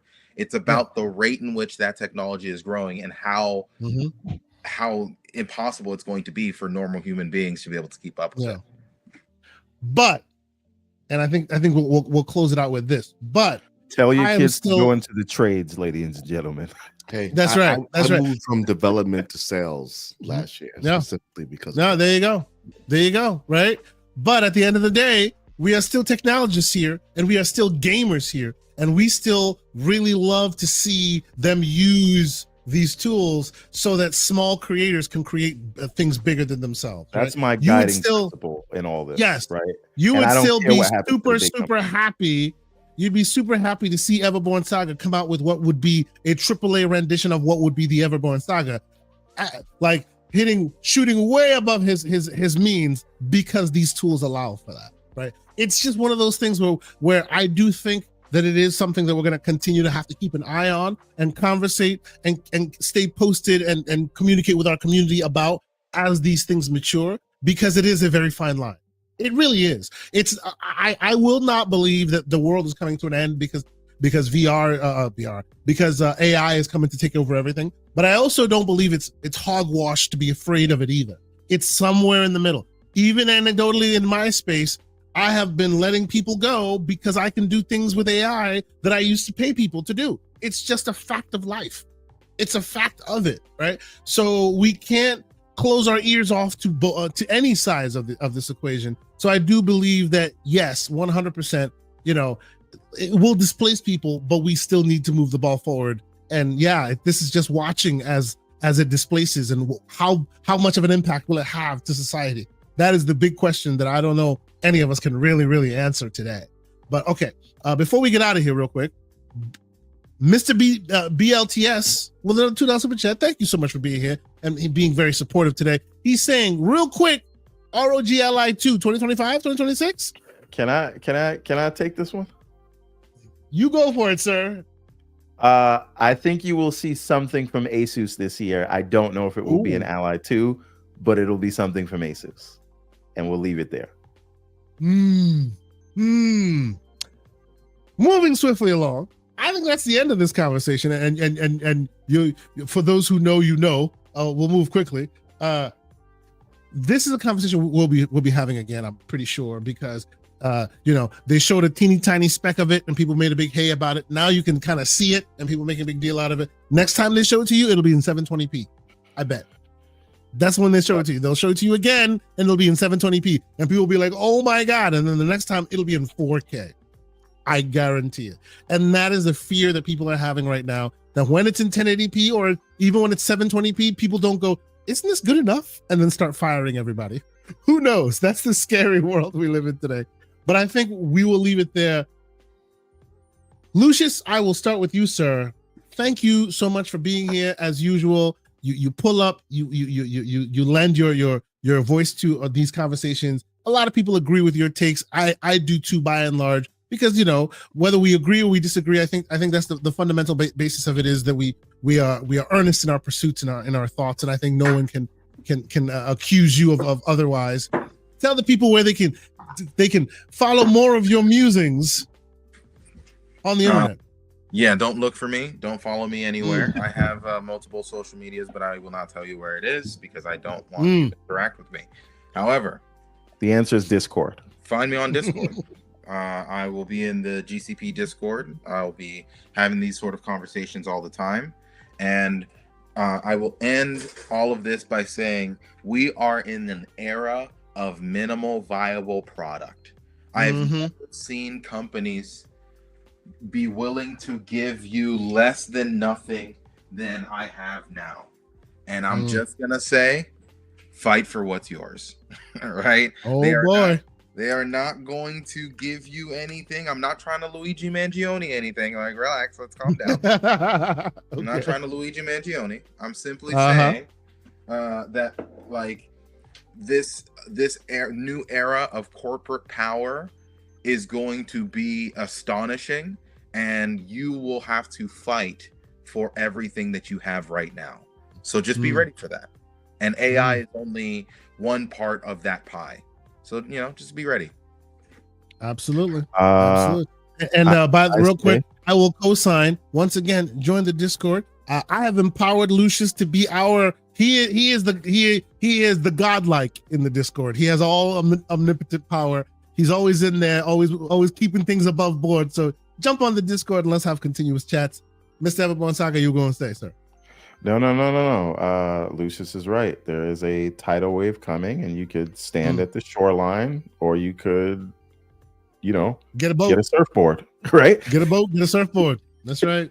That's right. But you are correct. I just think my philosophy is once you understand where the wave is going, you either ride it or you drown, right?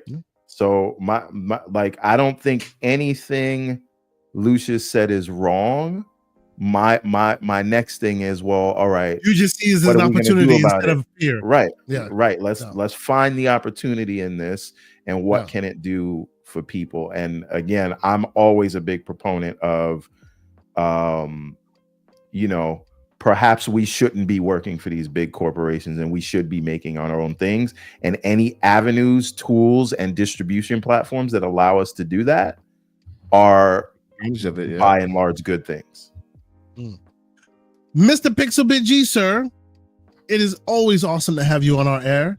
Always giving us the great takes. Stuff for no fools. Where can people keep up with all your stuff, sir?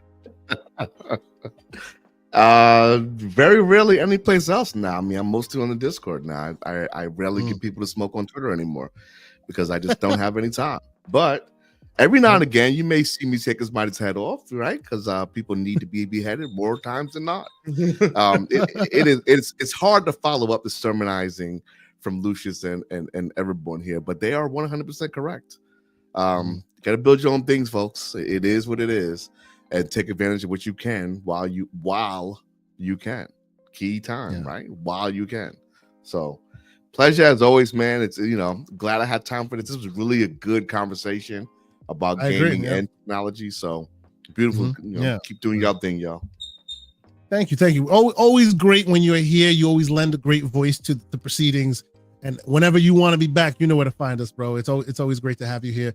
Mr. Everborn Saga, sir, I am now showcasing the Everborn Saga. By the way, theeverbornsaga.com, the place where you can find yourself 15% off of all merchandise, whether it be clothing or books or the like, by using the GCP code, sir. Where else can people keep up with your ongoings this week and all the weeks on our fair internet, sir? I recently deleted Twitter from not my account. I'm not like one of those like weirdos or whatever, but like I deleted Twitter from my phone, so like I can only go on when I have time to check on the web. So I'm not really on there posting anymore. At least for the time being. I needed a detox. So the only way you're getting in contact with me is here on Saturdays, 10 a.m. EST, on Discord, the website or Discord. That is it. If you want to get a hold of me, those are the places to find me. Everbornsaga.com, the GCP Discord, and this show every weekend. Excellent. And I know we're still chatting in the background. And by the way, I wait, just need to make on. sure. One thing. Victor Alistine asks, are we going to have VG Fight School? I talk to VG Fight School every now and again in DMs.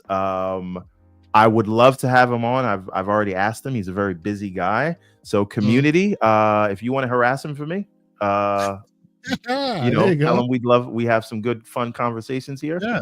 And hopefully we can get him on. But like, if you're not subscribed to that channel, VG Fight Schools, he's great. He's a teacher in real life. So when he sees these sort of arguments online, he tries to explain it like you got to explain to junior high school kids, which is basically the talent level of a lot of the people in the timeline. So it works. But yeah, VG Fight School, check out his channel. It's great. He does I don't know how he does it, 3-4 videos a day, just breaking things down, tries to bring a data, look at it from a data perspective. But yeah. Excellent. Yeah, it would be great if we could get him on. So reach out to him, guys. But he knows we want him on here. Excellent. So as for me, as you know, actually, I will be later on today, I will be on Xbox Era. I will be on the Xbox Era podcast with the great folks there, Jesse and the rest of the folks there. So you can catch up more great conversations with me and the rest of the team there. So that's today. I before we get out of here, I want to thank all the great people that are in the chat that always join us, that always are taking part in our discussions, people that watch passively or watch actively and take part. You have no idea how much we appreciate you. You guys keep the show going. You keep us going. We're still running with almost 300 people watching as the proceedings go, and you have no idea how much we appreciate you. Thank you guys for continuing to hit the like button, for leaving comments, both good and bad. If you have good criticism for the show, please leave them. I read every single one. We take them in. We optimize and update the show. For my members, great members, thank you so much for your continued support. The members, the super chats, you guys assist us in all the crazy things we're trying to do this year, last year, and moving forward. I will tell you now, I've been talking to Everborn Saga. We talk about GDC. We're talking about the June showcases. I'm talking about anything and everywhere that you think would be awesome to have GCP represent. We are talking about it, and all of the super chats and the memberships and all of that will help facilitate getting us there. We don't like to ask for funds here, right? We put on the show because we love to, and we're doing this because of the love of it, and we'll spend whatever we spend in order to get there and do put on a good show for you. But anyway, you see fit that you want to assist us and you are helping us, we sincerely appreciate it. Thank you guys so much. We really appreciate all your help. As for me, Pixel, Lucius, Everborn, and the great Paris Lily, who always lends his voice whenever he has a chance to. Thank you guys so much for being here. And I think that's it, Everborn. Unless there's anything else, I think we can go ahead and adjourn. What do you think? Yeah, just everybody go. If you're not a member of the Discord, I don't know what's wrong with you, but we basically do GCP for 8 hours a day during the week. Absolutely. Yeah. So come through and we have some fun conversations. Yes, some days I'm heading to work. I turn on my phone. I go on the Discord and no one's talking. I'm like, what happened? Usually it's full. We're at least 15, 20 people deep most days. But yes, awesome place to communicate. We have great conversations. Come check us out. But that's it for this week. I suspect on Monday, myself and Mr. Wolf will be doing the Gamers Playground. We'll have some news and some announcements there as well. I think we're going to be doing some changing of formats there. But see y'all Monday. But until next week, it's been great. Until next time, peace. Nice to be in orbit.